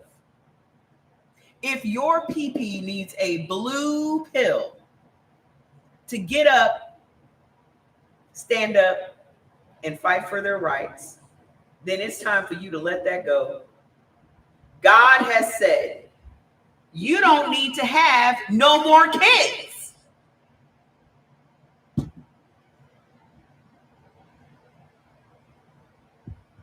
God made it so. And then y'all went out and made a pill so you could continue to have kids. I have said this over and over and over again. I know that one of the kids in my family is a Viagra baby. Nobody ever did any testing on this old sperm to figure out whether or not something could go wrong. Nobody ever did any testing on Viagra. Y'all did all that crack baby testing though, but you didn't do Viagra baby testing. You know about fetal alcohol syndrome, but you don't know about Viagra syndrome? You don't know about Cialis syndrome? You don't know about Blue Chew syndrome?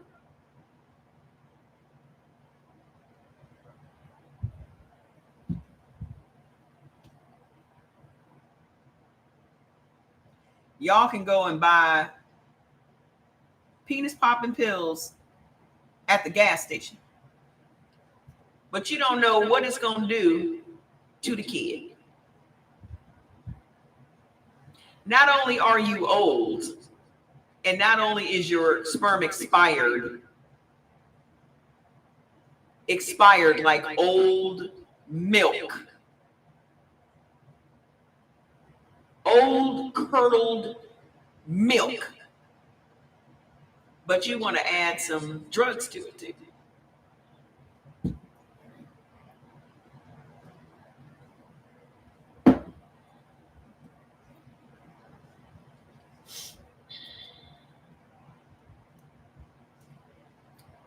My suggestion is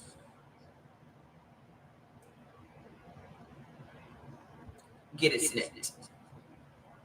Then you can go out here and have all the fun times you want. You just aren't procreating. Why is it so hard for y'all to go get a vasectomy? So you got RFK Jr. telling you young girls are ready for a 65-year-old man to procreate with.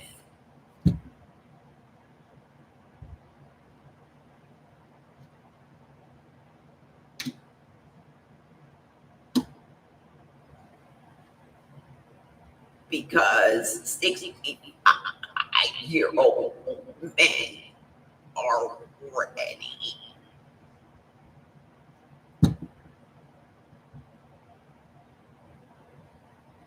Blech.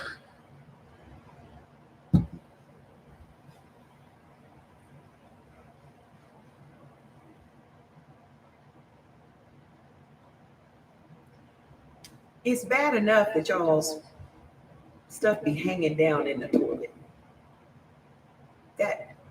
That's something I can't even wrap my mind around. It's in the fucking toilet. It's in there.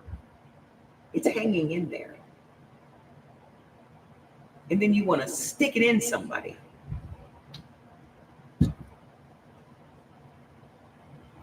I give that penis 2 thumbs down.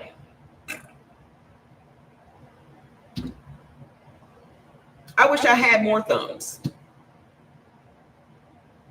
The milk is bad. It's bad.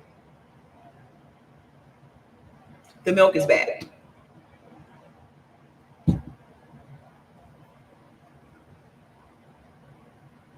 Then y'all got the nerve to want to blame the shit on us. Like, oh, we just need to get younger and younger women because women in their 30s, they're having babies with birth defects. Nah, boo-boo, that's you. That's you, my man. That's you. You the one bringing the birth defects to the party. You're bringing the birth defects to the party. It's not us.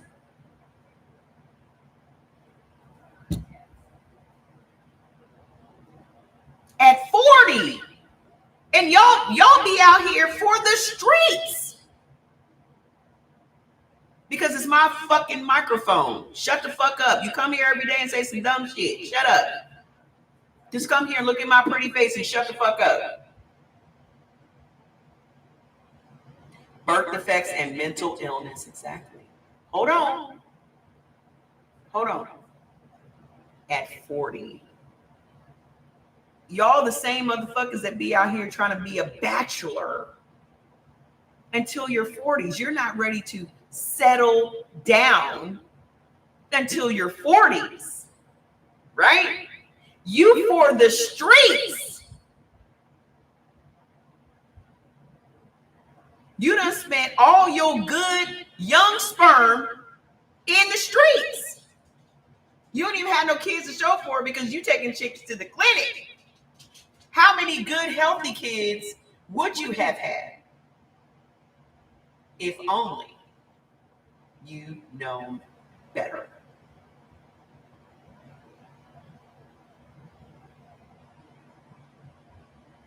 You just out here skeeting it away.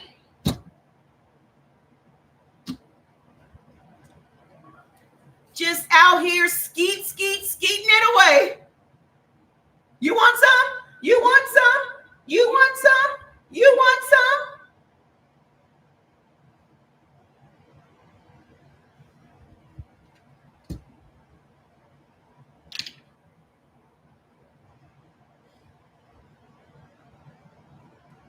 And now you find out.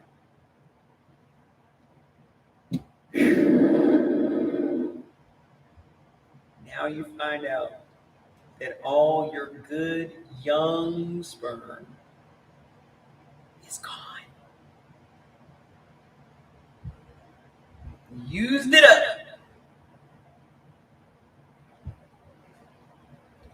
You used it up. Now all you got left is old, selfish sperm.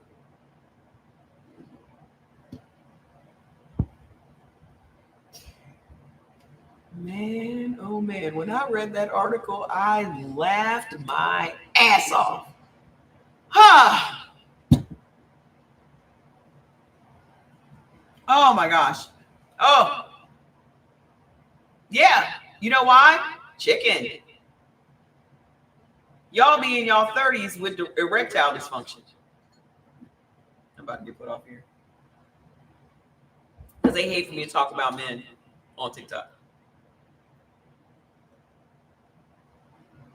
So, as much as y'all have been pushing, hold on now. Here's the real crux of this entire argument. All this time, you've been trying to convince us that older men belong with younger women, when in fact, it's older women that belong with younger men.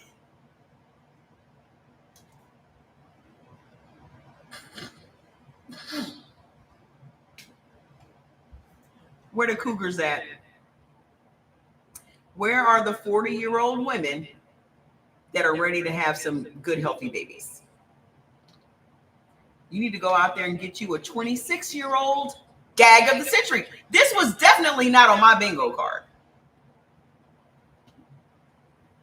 This was definitely not on my bingo card for 2025 at all.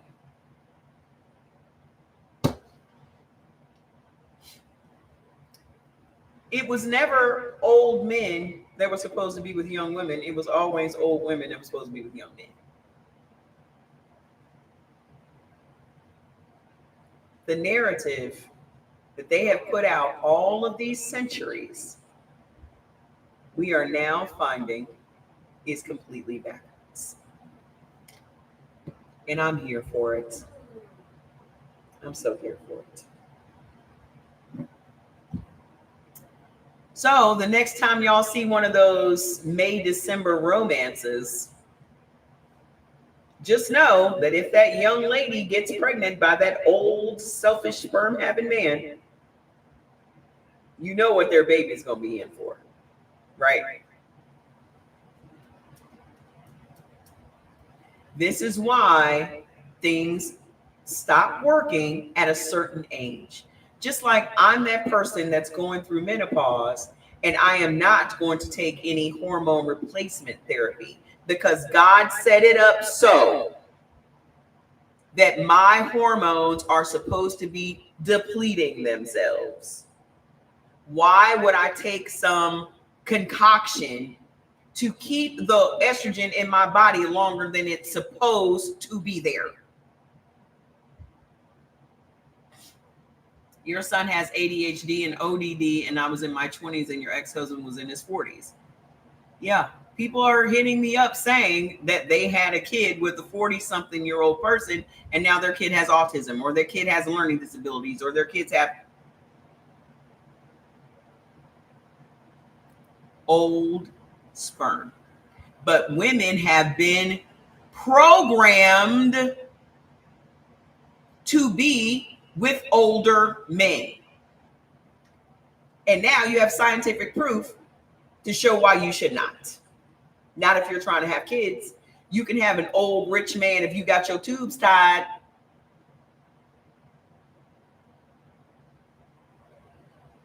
I wouldn't get with nobody 20 years my senior, somebody in over 40, if I'm trying to have kids. Absolutely fucking not. Raising a kid is hard enough without raising a kid with disabilities. And I'm not trying to be insensitive, but it should be a factor because that's what eugenics is. Eugenics is literally what they're pushing on us again.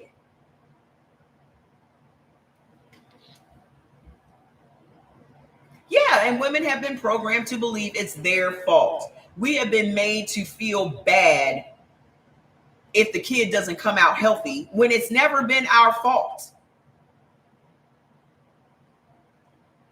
It's never been us. But think about how many women are walking around right now thinking that their kid has these defects because of her. And her eggs were old, and our eggs don't get old, baby. Our eggs are forever young. Forever young. They're gonna be forever young.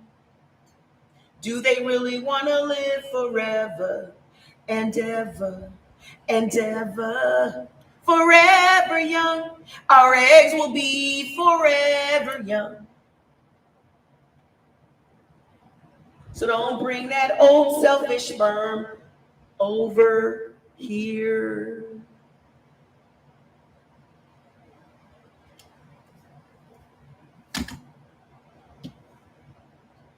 You keep that old curdled shit to yourself. You done aged out of procreation. Where's the science to back it up? Google it, boo-boo. All of these reports just came out last week. Where you been? Where you been? It just came out. Oh, hold on. Y'all always want me to back some shit up when it pertains to your PP. But I'll show you. Hold on. Doop, doop, doop. Older fathers are passing on far more harmful genetic mutations. Men pass on far more dangerous mutations as they age, thanks to selfish sperm. Can you see it? I just took a screenshot of it when I saw the article, but I shared the article with everybody. And everybody that has a phone, I shared it with. Here's RFK talking about the younger girls. Let's see if this is a video.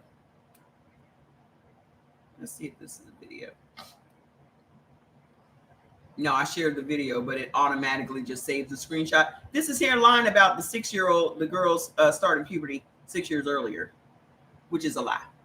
Go look it up. Go look it up, boo-boo. I hope I have more to the article. Hold on. Let me go on. I'll bring it up for you. Hold on. I'll just go to our Heal by Blood Type group. Because that's where I shared it. Hang on. Let me help you out.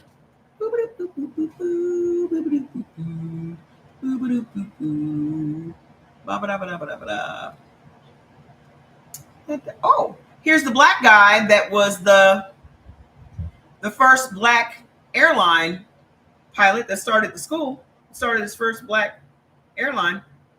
There's that guy. Ah, here it is.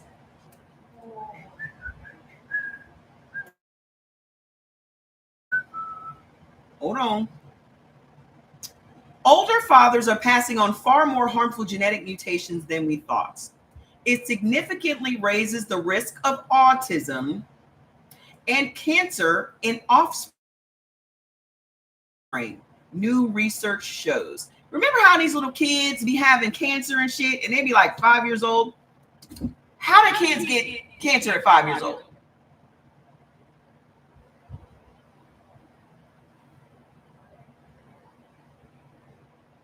Them little kids at the St. Jude's, the little bald-headed kids getting cancer, chemotherapy and shit.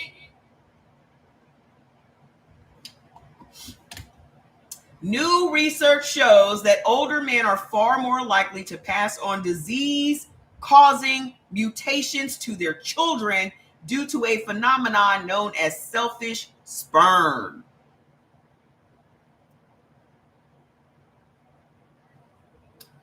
There's more.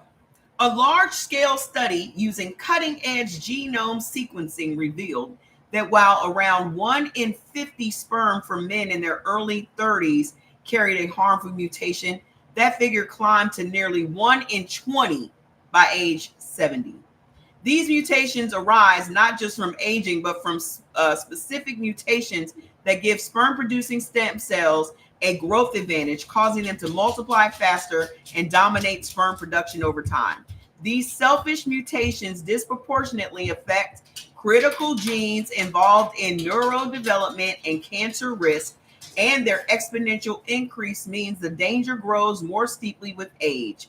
Researchers identified over 40 genes that can cause this effect, including those linked to autism and severe developmental disorders. Interestingly, while unhealthy habits like smoking and drinking did increase mutation loads in blood, sperm seemed largely protected from these environmental factors.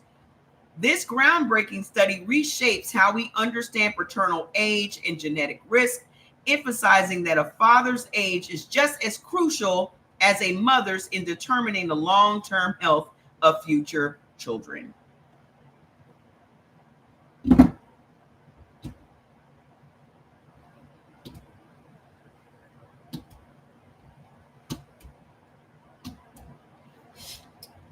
So, hey, Joel. There's that.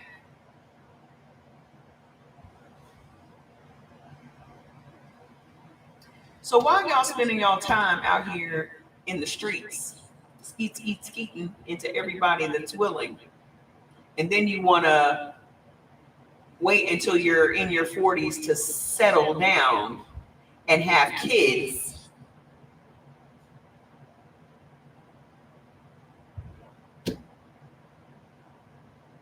don't.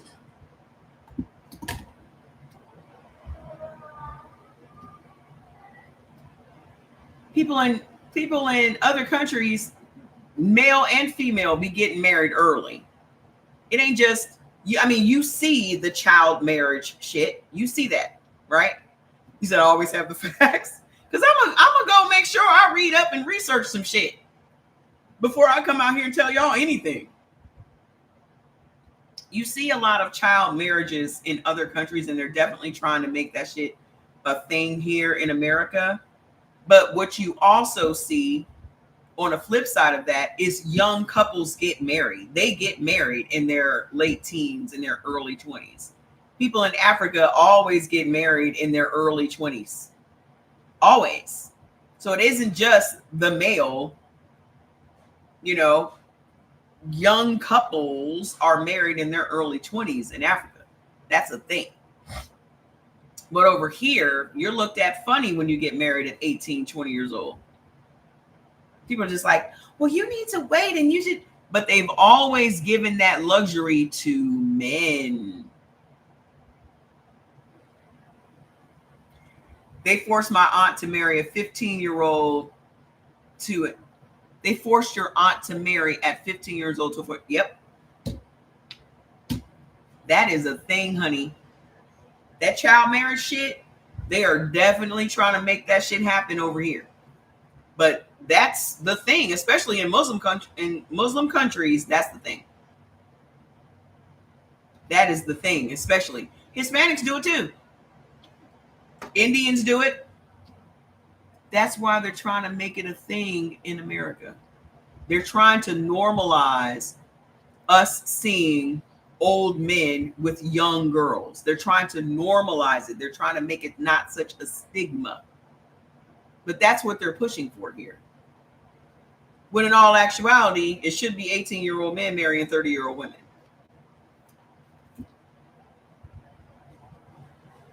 Hello? It shouldn't be 18-year-old women marrying 30 and 40-year-old men. It should be 18-year-old men marrying 30-year-old women. Because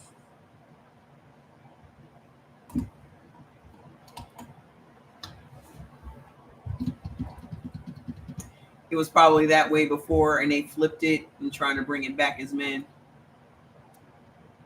Yeah. Cougar City. If you are an older lady, if you are in your 20s and your 30s, you better be looking younger, not older. I know how they have, oh, older men are stable. Yeah, because they're old and selfish. And so is their sperm. That's why they want younger women, because they're old and selfish. They want a young woman that doesn't know anything, doesn't have any brains, that they can just subject. They just want her to do what they want them to do. They want her to submit to him. They don't want her asking no questions. They want you young and dumb. Well, in all actuality, the men should be young and dumb and full of cum. That's who you need to be looking for.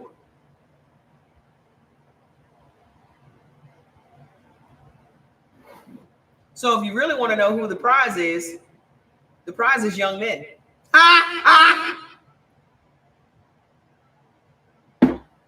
No, you're not. The woman's the prize of the. Listen, if you want to have some healthy kids, the prize is a younger man. This ain't no theory. This is science. Science. You said, I'm over 40, don't want and can't have any more kids, but a 26-year-old sounds right. If I was interested, trust me, I would not be looking for no 40-year-old. Yes, a healthy man that doesn't drink or smoke. We've been doing it wrong this whole time. We done bought into the bullshit. We done bought into the bullshit. Because I definitely don't want to have no kids and can't. But a sexy young house man? I'll take a sexy young house man. I'm wait till I become rich with black sheep sweeps and y'all see a healthy young house man doing housework behind me. Don't say nothing. Just mind your fucking business.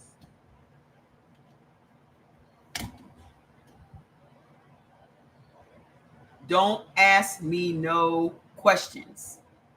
But just know in advance, that's who the fuck he is.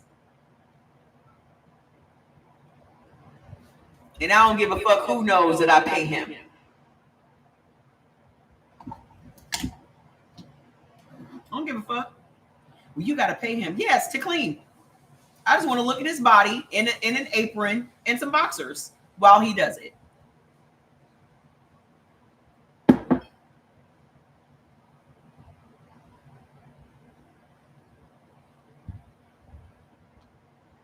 Y'all want to have women in little maids costumes. We want them in butler costumes. Y'all love a girl in a little sexy maid. You done made it sexy. You want her in a sexy maid costume. And I got something for that. I want him in an apron and boxers. Period. Yeah. Yeah, you want them to be a nurse, a sexy maid. You know, Halloween's coming, so all the little sexy domestic worker outfits will be out. You and your future relationship. Hey, man. Fair is fair. But why do women complain? Complain about what? You on a whole other train of thought, my friend. You coming in here trying to start some shit that we ain't even on that topic. Women don't be complaining about nothing other than your old, unreliable, curdled up sperm. Okay, Brent, I'll buy into it. What are women complaining about? What are we complaining about? I'll buy it. What are we complaining about? So you're one of those podcast guys? You said look at podcast.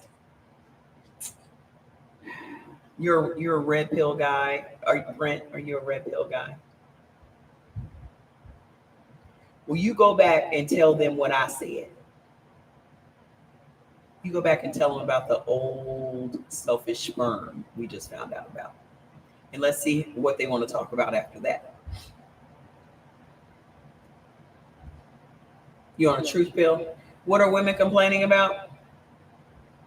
You know, I saw a very interesting video the other day. I don't know if I did anything with it. It wasn't the other day. It was actually either earlier today or yesterday. And it was a white woman, and she was talking about dating black men and why it is that black men choose white women. Let me see if I liked it. Let me go look at my likes, because she can definitely tell you more than I can, because I don't know anything about that. Let me see if I reposted her. I probably didn't. I probably just looked at it and went, and went on about my business.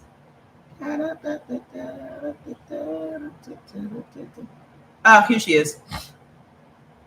I liked it and went on with my business. This is a topic I have stayed away from, but I think it's time. Can everybody hear? And I'm not going to get deep into it, but I do want to say this. Black men, in particular, who say that they prefer white women, they prefer to date white women, it's not because they think we are more attractive, because let's be honest, we already know. We're not. Love her honesty. If you line up 10 white women, 10 black women, objectively speaking, you're going to find more genuine beauty, organic beauty in black women. It's not that these men think we are more attractive. It's that they know that we are not going to hold them accountable in the same way. When a black man starts listing off why he doesn't date black women, why he doesn't partner with a black woman, almost all of the time, it's the traits that have to do with them being firm and knowing who they are, knowing what they deserve, and holding these men accountable and holding them to task. A lot of times, men decide that they want to venture away from dating black women because they do not want to be accountable. It's not because they find us more attractive. Poor Brent. The easy way out. The easy way out, Brent. Stayed away. Poor Brent. Poor Brent. Brent, tell me what you like about white women. Go. Just list it. Because generally, when a black man says he doesn't want to date black women, or that he prefers to date white women, and you ask him what he likes about white women, he doesn't have anything to say, but he complains about black women. Well, black women do. No. I'm simply asking you, what is it that you like about white women in particular? I've been married for 27 years to black women. Then why are you up here caping for white women? You just said black women have attitude. We have a right to have an attitude. If you're not holding up your end of the fucking bargain, then we have a right to have a fucking attitude. Period. And we will call you on your shit, which is what Becky just said. You can get away with that slacker bullshit, but you can't get away with that slacker bullshit with us, and that's the problem. So, sir, I'm not going to stop because it's my live. If you don't want to hear what I'm saying, you can get the fuck off. You can kiss my black ass and get the fuck off. Sounds like to me you need to be having this conversation with your wife, because you mad at somebody and it ain't me. Sound like to me you mad at your wife. Why you not talking about this stuff with your wife? Oh, because your wife will probably hit you in the head with a frying pan, and you scared. You scared to talk to your wife because you know she gonna whip your ass. So you come on the internet and try to get it off with perfect strangers. You can't bring these complaints to your wife, so you want to vent to me. Don't lump me in with your wife. I don't have no man on purpose because I think you're all useless. So there's nothing you can do for me that I cannot do for myself. Let you talk. You are talking. You're talking right now. The audience you seek is not here, sweetie. You should probably go on one of those female bashing podcasts you like so much. You're talking now. You need to talk to your wife. You're not going to find a sympathetic audience here, sweetie. He is trying to gaslight me. That's what I think is so funny about it. You're not going to find a sympathetic audience here. So you should probably try talking to your wife. But it's apparent to me that your wife doesn't want to hear shit from you because you're talking to strange black women on the internet. I cannot solve your problems between you and your wife. I'm not a therapist. Yeah, I'm afraid to let you talk because I'm trying to save you from being humiliated and you don't appreciate that. You're going to come up here and humiliate the shit out of yourself, which you're already doing just from the comments. You should be ashamed. You should be ashamed that you want to come up and share your household dirty laundry with us all. You should be ashamed of yourself. Sad, really. Everyone, Brent is looking for the attention that he no longer gets from his wife.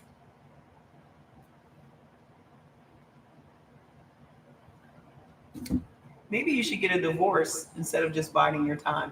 But I feel like you've been in that marriage for 27 years now, you said, and you're just going to die out of it. So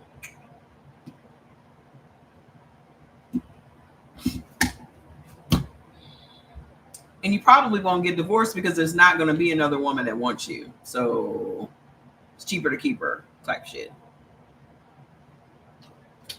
Have a great night, though, Brent.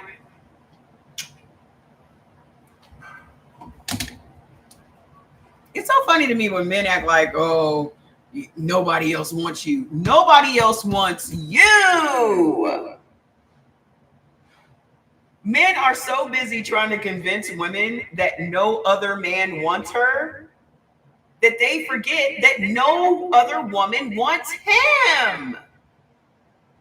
You better be satisfied with that woman that washes your dirty drawers because ain't another bitch out here that's going to do it. You better stay where the fuck you at.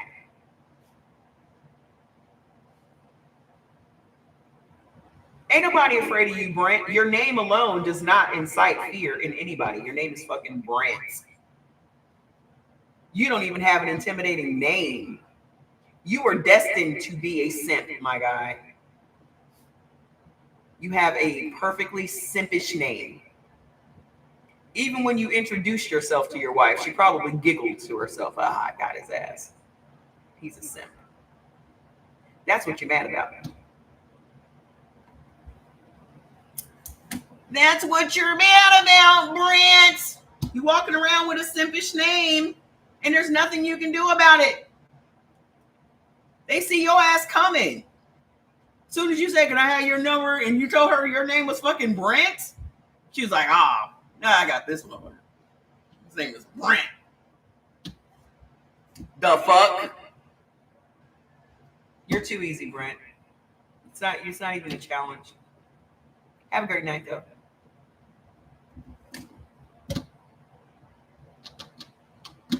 You're not going to get an audience over here, Brent, but enjoy the rest of the live. So what were we talking about? Old, selfish sperm. The topic of old, selfish sperm brought Brent out of the bushes. Kind of like that Simpsons thing where the guy just backs into the bushes. That's Brent. I'm glad you're laughing because I'm a funny motherfucker. I'm a funny motherfucker. You should be laughing. But you're probably laughing to keep from crying, though.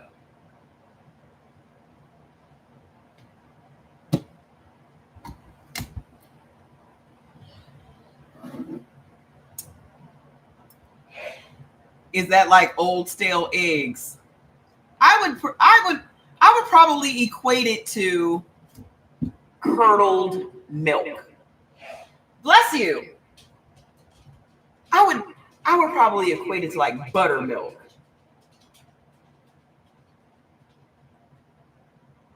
Old selfish sperm is what we're talking about. So anybody missed the article that didn't know that as men age, their sperm becomes old and selfish and is responsible for birth defects in babies? Who else missed that? Who else missed it?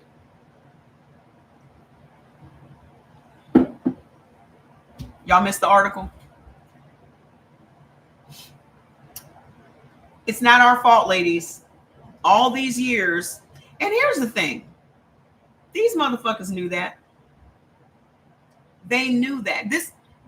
Whenever they come out with some shit, they've known it for years. Okay? Yes, seriously. When men get 40 years old men are having babies. Y'all go out and you get young girls to have babies with. Don't act like you didn't know this, Daryl. You probably got a 26-year-old at home right now, don't you? Y'all love 26. It's like old men prey on a 26-year-old. And it's usually a 26-year-old that already has one kid.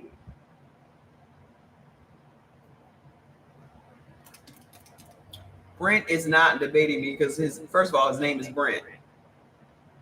And there's nothing to debate about. The topic that Brent wants to talk about is the topic he should talk to his wife about. No one under 56. All right now. Well, here's the thing. If you are over 40, you should not be having no kids. Okay? You said, thank you for all this information. I did know I had my 3 kids when I was young. But the guy was older though, right, Sonia? The narrative that they have put on women all this time has been, look, now he's mad. Don't listen to this lady. Oh, wait, let's see if he's a bot. Hold on. Let's see who Brent is. Oh, Brent. Oh, look at you. Sir, have a nice night. I don't know what it is you're trying to do. I don't know what it is you're trying to achieve by coming over here. But I'm sure you can go on one of these podcasters things. Okay. We're not talking about relationships. That's where you're wrong.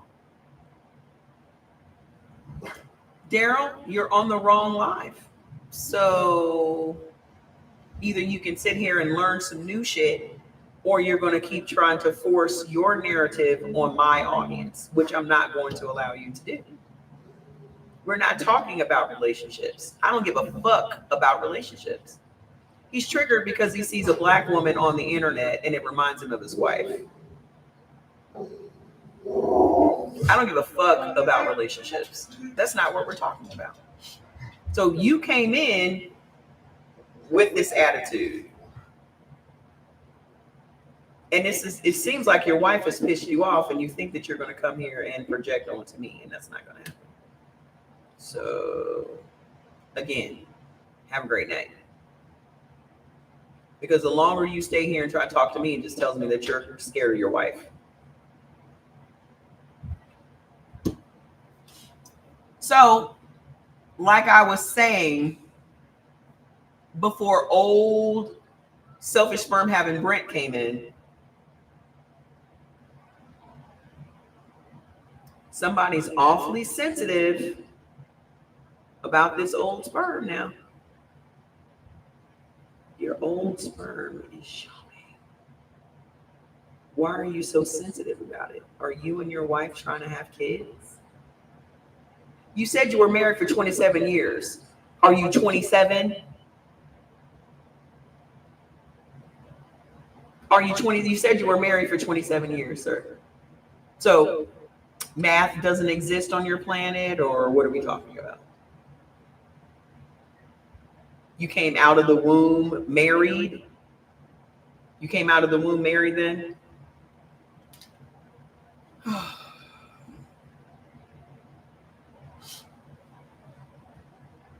I'm confused. How old am I? Answer the question. First of all, Brent, I don't owe you anything. Look, you're wasting too many people. You need too much attention from black women. And I keep telling you, you should go and try to get that attention from your wife. But it tells me that your wife no longer wants to be bothered with you. My moderators, well, they'll get you.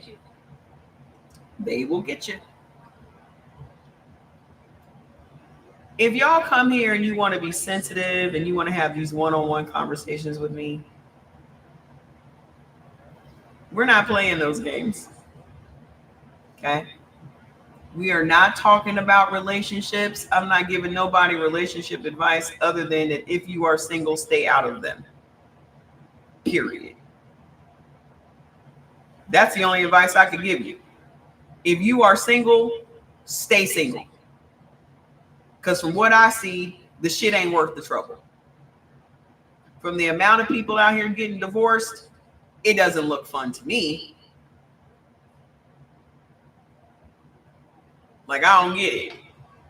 Unless you just want to wake up and go to sleep with somebody, you can do that single.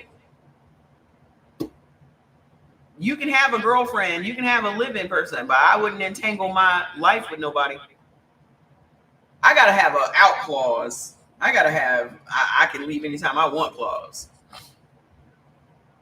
Yeah, he lasted a long time, didn't he? I got to have I can pack my shit and be out of here with no entanglements today type of out. That's what I'm talking about. When you married, you can't do that. You can't just up and leave. You can't just, you got to ask permission.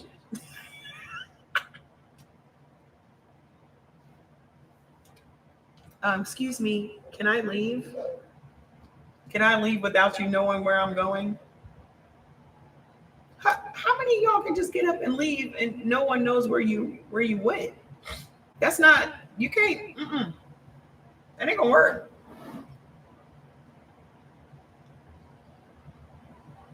No. I learned early on that I cannot be tied down to nobody. And it's not because I want to be with other people, it's that I want to be alone.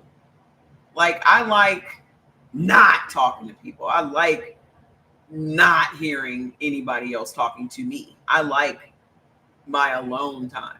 And there's no relationship I've ever been in my entire life where I wanted to see you every day. No, I'm a Pisces.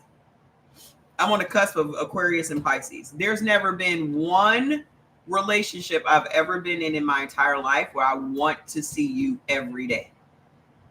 Never.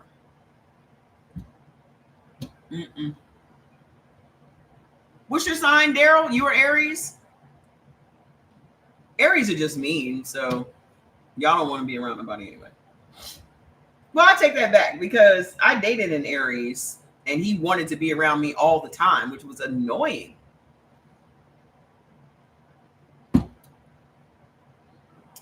I remember he had gotten fired from his job and I would be coming in from my job and he wanted to be on the phone talking to me about the events of the day.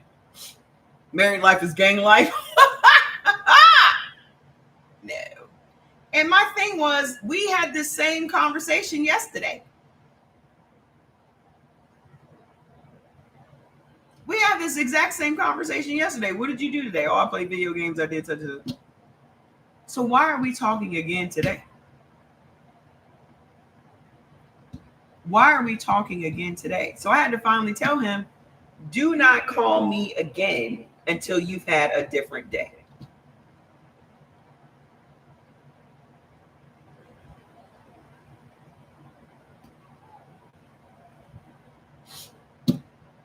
Like, what are we talking about? The fuck? I can literally recite to you what you're about to say because you said the same shit yesterday.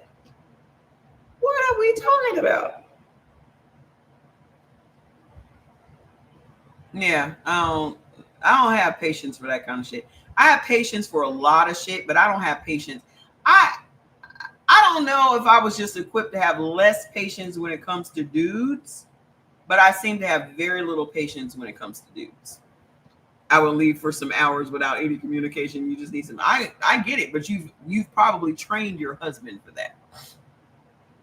Okay, you probably trained your husband for that over the years. You know what I mean? But it's just, if I ended up in a relationship with someone, it wasn't because I was seeking it out. It's just something that happened.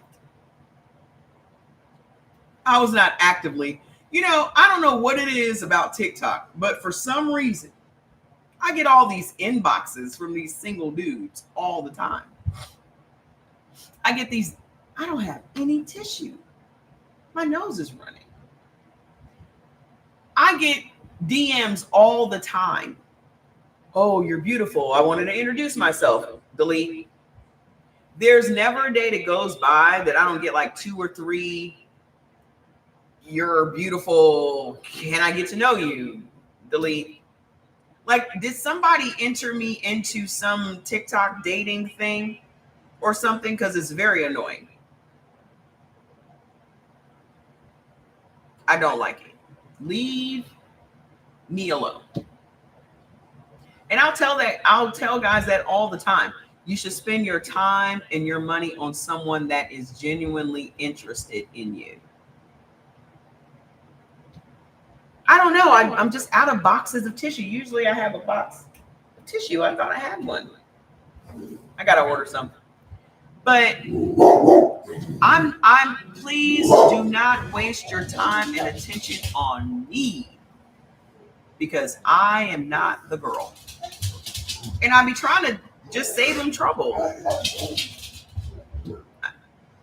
No, thank you. Hey, would you like? No, thank you. Mm-mm. I have too many more things that I have to focus my time on. I don't know how long I'm supposed to be on this earth, but there are things that are being built and things that are being put into place that will leave my name here for years. And that's more important to me than dating somebody. They do love what they can't have. They love that shit. Oh, but let me convince you. You don't have to convince me, boo-boo. I'm pretty sure that you're great. But I'm just not interested. Because I have things that I want to do, and it's not worth the distraction or getting me off the path that I'm on. So, and there are plenty of women out here that want to date. I'm just not one of them.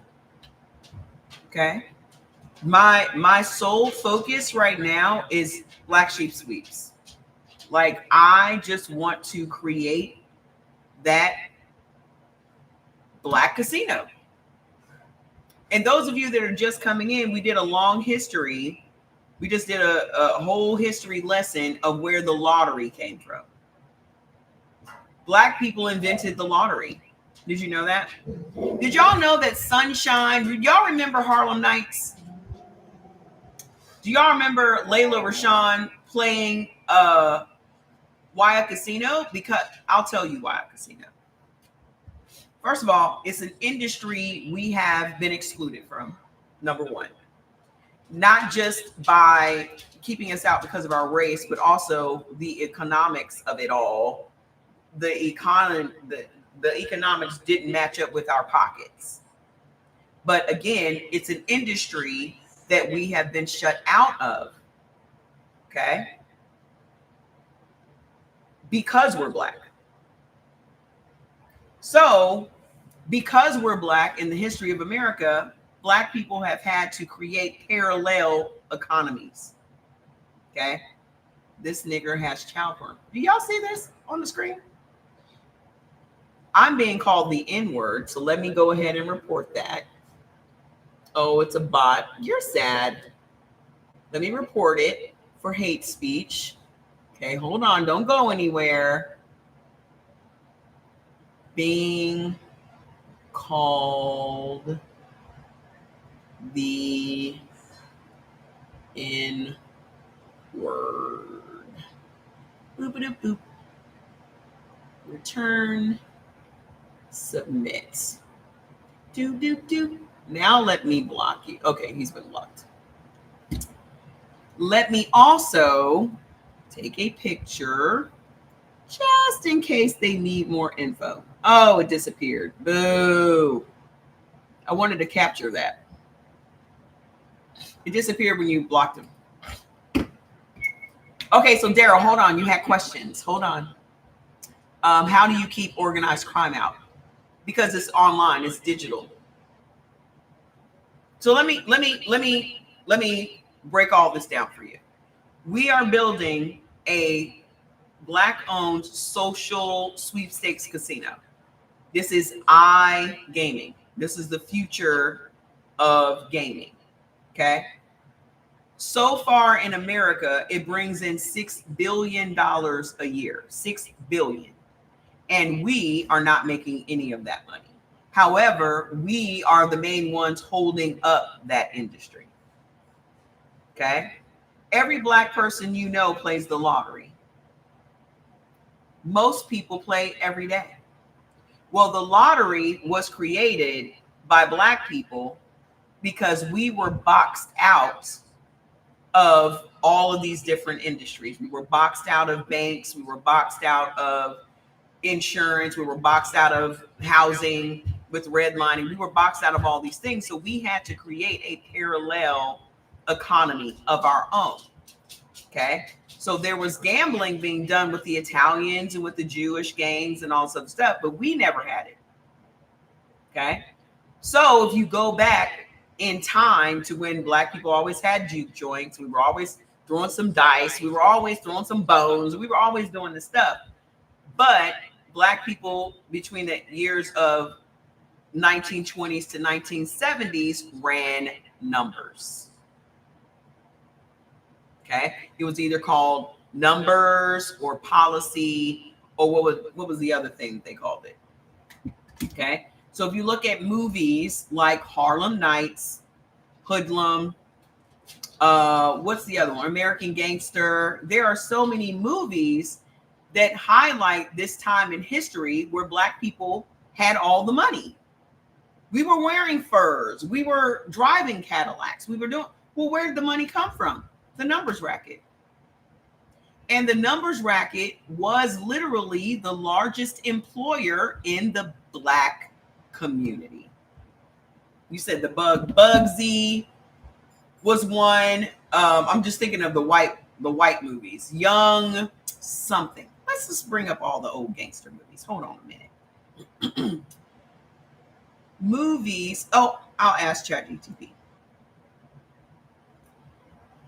List movies that focused on Black gambling. Black underground gambling.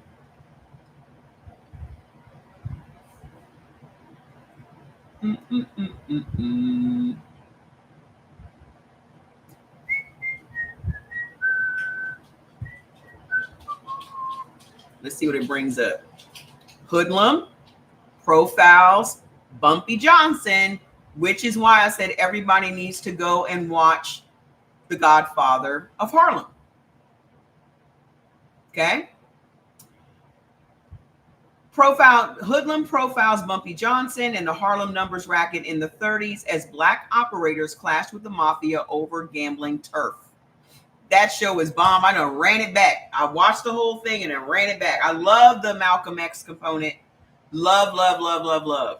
Because, you know, I'm a Malcolm X girl. Okay?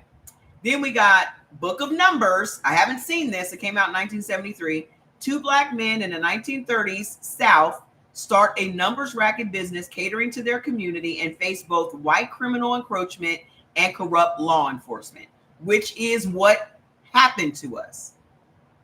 Okay? So not only did we have to deal with the white gangs coming in and pushing in on our numbers racket, but we also had to deal with corrupt cops. And then finally, the states took over the lottery. So the lottery that you play today is based on the lottery we created. Bet you didn't know that. Then you got Harlem Nights, set in the late 1930s Harlem. This movie depicts a nightclub and gambling operation run by black owners and the pressures from external criminal forces trying to take over. Boom. Those are top three. If you like, I can dig up 5 or 10 more films. Yes, more films. But Sunshine, y'all remember Sunshine, right? Y'all remember Sunshine from Harlem Nights? That's a real woman. Her name was Esther James. Her name was Esther James. Sunshine was a real person. She was running, bringing bags of cash back and forth in between the blacks and the Italians. You said the oldest thing you've watched is Hustle and Flow and Paid in Full. You need to go back. You need to dig in the crates.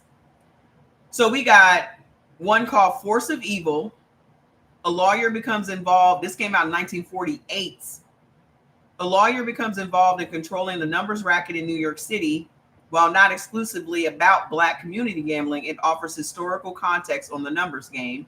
King of Kings, Chasing Edward Jones, which is a documentary, and it's recent, so I'm going to look that up. Focuses directly on the illegal numbers game, which is called Policy, in the black community and how it transitioned toward legal lotteries.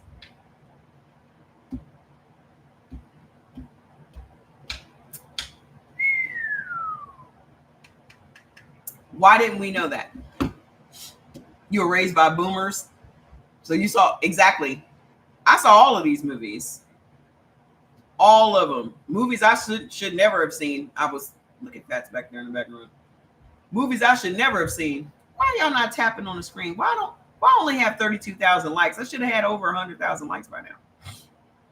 So Daryl had asked why casinos. First of all, that would be reclaiming our roots that literally fueled an entire economy in black cities and in black communities all across the country. It's another thing that was stolen from us. And secondly, by it being online, it does not box us out when it comes to money, because we don't have to have millions and millions of dollars to create an online platform. And that's what Black Sheep Sweeps is the next generation of physical casinos. I live out here in Vegas. Okay. The casinos are empty right now. Why? Because people cannot afford to fly out here and gamble. The whole Vegas is literally fueled by tourism. And a lot of the tourism came from outside of the country, and other countries are not fucking with us. You're in Vegas too? Okay. a lot of Canadians and all these other people that used to come here to play games, Russians and all of that, they're not coming because ICE. Ain't nobody trying to come here and get caught up in no bullshit. So by me creating Black Sheep Sweeps with co-founders, because I opened it up for all of us to be co-founders together and not just me creating this casino and you guys coming and spending your money with me. Co-founders invest in whatever level they want to earn on. Okay. So the affiliate program, I've literally turned into co-founders. So whatever level you want to invest on is what level you're going to earn. So every time you go and refer Black Sheep Sweeps to any of your people, anybody in your network, and they come and they register with your affiliate number, that is your player forever. You're going to receive a percentage of every single dollar they spend on the platform to play games. Not what they lose, not what they bet, what they come and convert their physical money into online coins. So if you came in as a golden ram, for example, that's a level. Okay. That's $1,000 investment. You are earning 25% back from every player, every dollar they spend. So they come and they buy the coins for $1,000. You just made $25 from doing nothing. Do I have a written document to explain how this operates? Yes. Okay. It's on the website. I had the website on the screen. I can't say the website because TikTok will put me off. They don't even have a way for me to type anything on the screen anymore. If one of my mods will put it in the comments. And half of y'all have gone to online casinos before, right?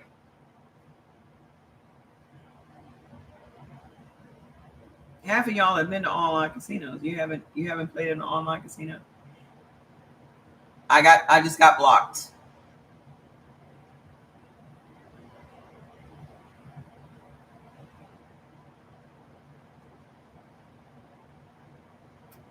I will appeal it. Frauds and scams.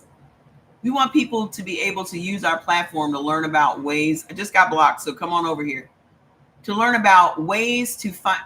Wait, we want people to be able to use our platform to learn about ways to be financially responsible and consider economic transactions or investment opportunities without worrying about scams or financial exploitation. We do not allow attempts to defraud or scam members. Who am I defrauding? Who am I defrauding? Doop, doop, doop. Doop, doop, doop, doop. And then they won't, hold on, appeal.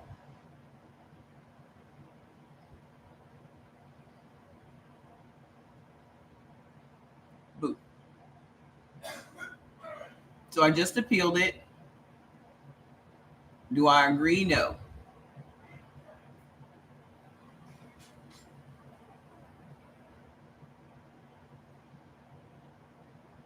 So it says I can't be on TikTok until the 24th. I don't give a fuck. I was waiting to get blocked.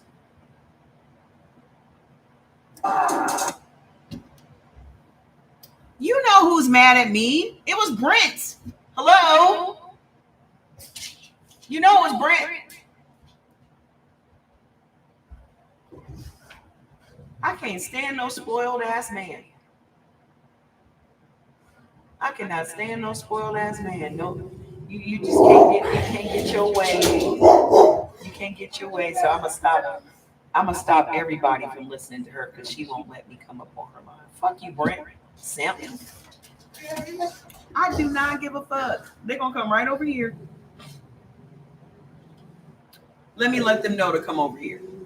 They're gonna take down that video too. Bye.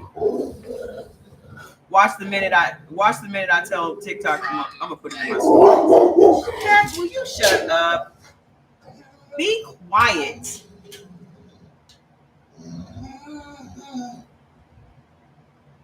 Let me take this video. So y'all know that Brent probably went and reported me, right? So I'm still live on the other two platforms. I'll see you there in a second. Now let me put it on the screen. Hold on. So y'all know that Brent probably went and reported me, right? So I'm still live on the other two platforms. I'll see you there in a second. So y'all know that Brent probably went and reported me, right? So I'm still live on the other two platforms. I'll see you there in a second. So y'all know that Brent probably went and reported me, right? So I'm still live. You're not the only game in town. TikTok. So y'all know that Brent probably went and reported me, right? So I'm still live. Game. Hold on, I'm almost done. The other two platforms. I'll see you there. To find me.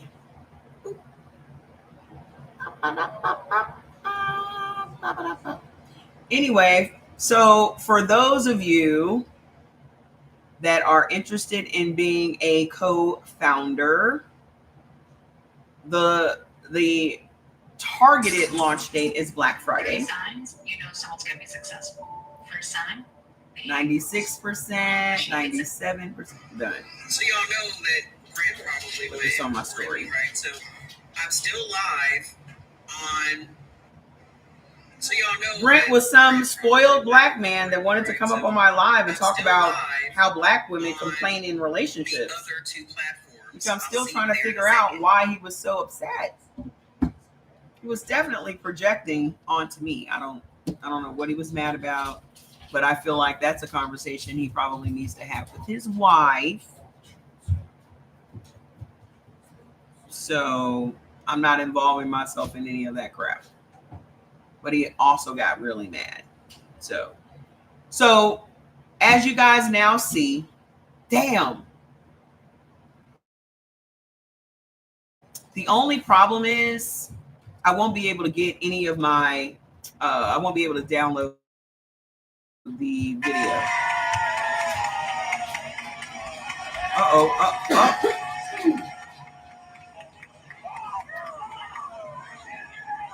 Oh, this white lady got kicked out of the football game and she's getting arrested because she's acting a plumb fool. And the crowd is like clapping for her to get put out. It is the chicken. Wow. Oh! She done fell down the steps and everything. She going the fuck off. This is crazy. Let me save this. They were like, the crowd is like, get her out of here. Oh, there's another topic I wanted to talk to you guys about that you may not know anything about. And it is about, oh, she is really fighting. Why can't y'all just comply? I don't understand why. Why do y'all keep resisting? Why can't you do what the officers are asking you to do? Why is that so hard? Why are you behaving this way? Why can't you just comply with the officers? Isn't that what they always say about us? Isn't that what they always say? Well, why are you resisting? That's why he beat you up. Isn't that what they say? Look at her. She out here acting a plum fool. They still have not gotten this lady in handcuffs. That's crazy. So another thing I wanted to talk to y'all about was another moment in history. And I'm going to let you hear it from the horse's mouth, and then we'll talk about it on the other side, okay? Hey, good morning. That's my guy. I don't think it. Okay, let's talk about the Casual Killing Act of 1669. The Casual See, in Killing those days, Act of Virginia was still very much a 1669. colony, and it had a unique problem. White women. Can y'all hear? I promise I'm not picking on white women. I'm just being historically accurate at this point. See, white women had become a problem in colonial Virginia. Some were married young and were pissed off at the older men they were forced to marry. Some were frustrated from just being a woman in colonial Virginia. While most were pissed off at the caramel-colored babies running around their plantation wearing their husbands' faces. You see, slavery, fantasy life, it was his own sexual playground to do with these enslaved women as he pleased. There was no such thing as a consensual relationship between an enslaver and the enslaved. So whenever he wanted it, he got it from whomever he wanted, be it male, female, enslaved, or not. And this pissed a lot of rich white women off, to have a husband who's no longer sexually attracted to you, but is out making 6, 10, 12, 15 kids with some enslaved African woman. So these white women would take out their frustrations on the bodies of these innocent children who did nothing more than simply exist. You ever watch Looney Tunes or Tex Avery cartoons and you see somebody get hit in the head with a frying pan, hit in the head with a rolling pin, had hot water poured on them, had hot grease poured on them, poke them in the eye, Three Stooges style? These are the things that rich white women would do to these caramel-colored babies. So many mixed-race babies were being killed at the hands of white women that something had to be done, because you couldn't arrest a white woman because that's just simply unheard of. So in October of 1669, King Charles II of England created the Casual Killing Act. Pause to read. In so many words, it says that any slave who resists his master, mistress, or overseer and is killed because you resisted correction, then the person who killed you gets away scot-free. And this was created in order to prevent white women from seeing any punishment from killing innocent black babies. And this essentially fixed the problem of white women killing black people. They can say that, oh, this slave resisted correction and died in the process of me correcting him, and they got away scot-free. Which is partially the reason why police say stop resisting. Because if you are killed for resisting their correction, and they told you to stop resisting, that justifies your death. And that's how stop resisting became a moment in white history. That's how stop resisting became a moment in white history.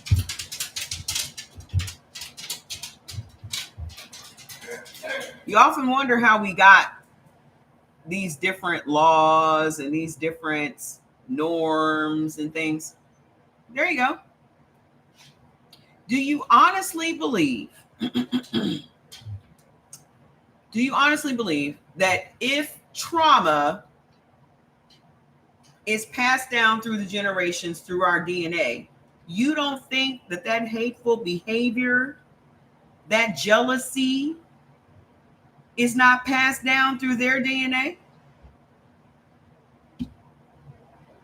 Because nobody can explain why it is that white women are just naturally jealous of black women. No one has a reason that white women should be jealous of black women, but they are. I'm live right now. You're watching me. I only got put off of TikTok. I didn't get put off of the other ones. I've been saying it for years, it is in their DNA. You cannot say that the trauma inflicted upon us as slaves was passed down through our DNA. And the people that inflicted it, it's not handed down through their DNA. That anger, that hate, that jealousy is all passed down through the generations. They come out of the womb. Now, I think that white people have to be counter-programmed. Yeah, they blocked me. I got put off. Shock. It wasn't nobody but Brent. Or, I mean, when I've been talking about black sheep sweeps all this time on TikTok. This is not the first time I've talked about black sheep sweeps. So if it wasn't reported, why am I blocked? I've been talking about black sheep sweeps forever. You kept tapping the screen. Yeah, they put me off. They said I was defrauding and scamming people.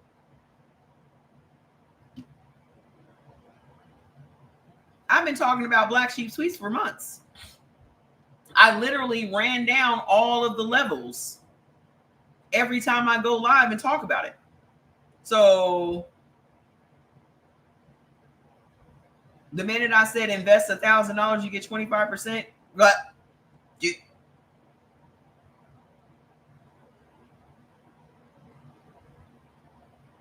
yep. They got some nerve. That whole Trump administration been out here scamming people since 2016. Anywho, I ain't worried about it. I'm gonna go and post, but I still got to be real strategic about what I post on TikTok as far as black sheep is concerned. Okay, so anywho, on the topic of black sheep sweeps, well, when I logged into TikTok today, it had said something about the TikTok update. Did you guys get that on your screen today? Because they made it seem like we would have to download TikTok again, TikTok America. But I've noticed a lot of changes on this app just today. But when I logged in today, something came on the screen and said, "Welcome to the new updated TikTok," or some shit. And then it came and then it went away by itself. And then it asked me if I wanted to, that's what it was. It asked me if I wanted to sync with my Facebook friends. And I said no, and then it just went away. Did anybody else get that when you logged into TikTok today?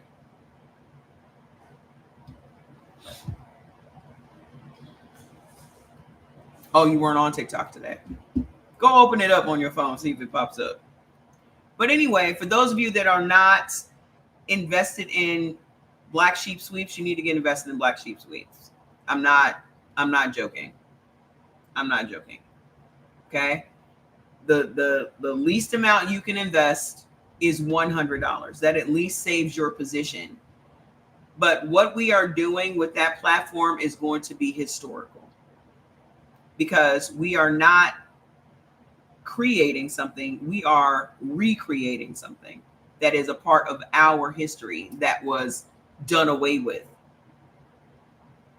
You know, we have to get back to creating parallel economies again, because everything that they're doing to us, this administration is doing to us, they're doing to us. And it is going to hit us faster than it hits anybody else. You've laid off over 300,000 black women already, who in most cases are running a single parent home. Okay. In most cases, those 300,000 women are running single parent homes. So the breadwinner has just been laid off. You're cutting out all of the safety nets that were in this country for decades. So food stamps will be gone. Housing will be gone. All of these things will be gone. We are going to have to create a parallel economy to whereas we service our community again, because they are boxing us out of shit as we speak. And I am not a person that's going to sit back knowing what I know and just let it happen. They rolled back a bunch of stuff at the EEOC today. Very recently. If you got any articles on it, send it to me. Okay. So I've been on here for 3.5 hours.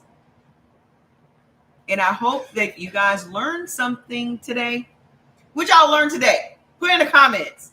You learned about black people created the lottery and our history of between the 20s and the 70s of building black wealth, the lottery literally running numbers was literally the biggest employer in our community. It wasn't just in one city. It was in all of the major cities across the country where there was a black conclave in each one of those cities. Also, what else did we learn?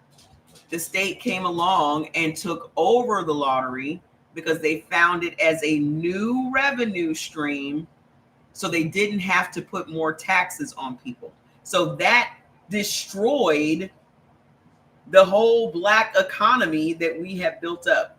And that economy not only employed people, it gave microloans to black business operators, which is what the main goal is going to be. Is what the main goal is going to be. If we are making millions of dollars from that venture, then we have enough money to open up other black owned businesses. That's what we need to focus on, because nobody is giving us loans to go out and open up black businesses. So we're going to have to create money to open up black businesses, black grocery stores, black automotive repair, black this, black, the same way we did between the 30s and the 50s that made us the highest earning group in the country. So we are not creating something new. We are recreating. We are reclaiming what they took from us. And the number one way and the fastest way to do that is with Black Sheep Sweeps. So I am cordially inviting you to be a co-founder. You can start at 100 or go up to 10,000. It's up to you, because the 10,000 you get profit sharing, 5,000 you get profit sharing, 2,500 you get profit sharing, and that's what you want. Okay, but my goal, I would love to have 1,000 people that I'm co-founders with, because that thing is going to spread like wildfire. And if we can build that community, meaning now we're bringing all of these people together to share ideas, to share hopes, to share dreams, to become a team to build a grocery store. This is a way for us to bring everybody together that's interested in making money together, and then branch out to do other businesses together. Okay, so we're not selling a product, we're selling fun, we're selling community and collectivism. We are now a collective. Okay, that's my dream, that's my goal. I hope to find more people that have that same dream and that same goal, but I need your help to do it. So please be my partner. Be a co-founder with me. Your grandmother used to run the numbers. All of our grandmothers used to run the numbers. Everybody ran the numbers.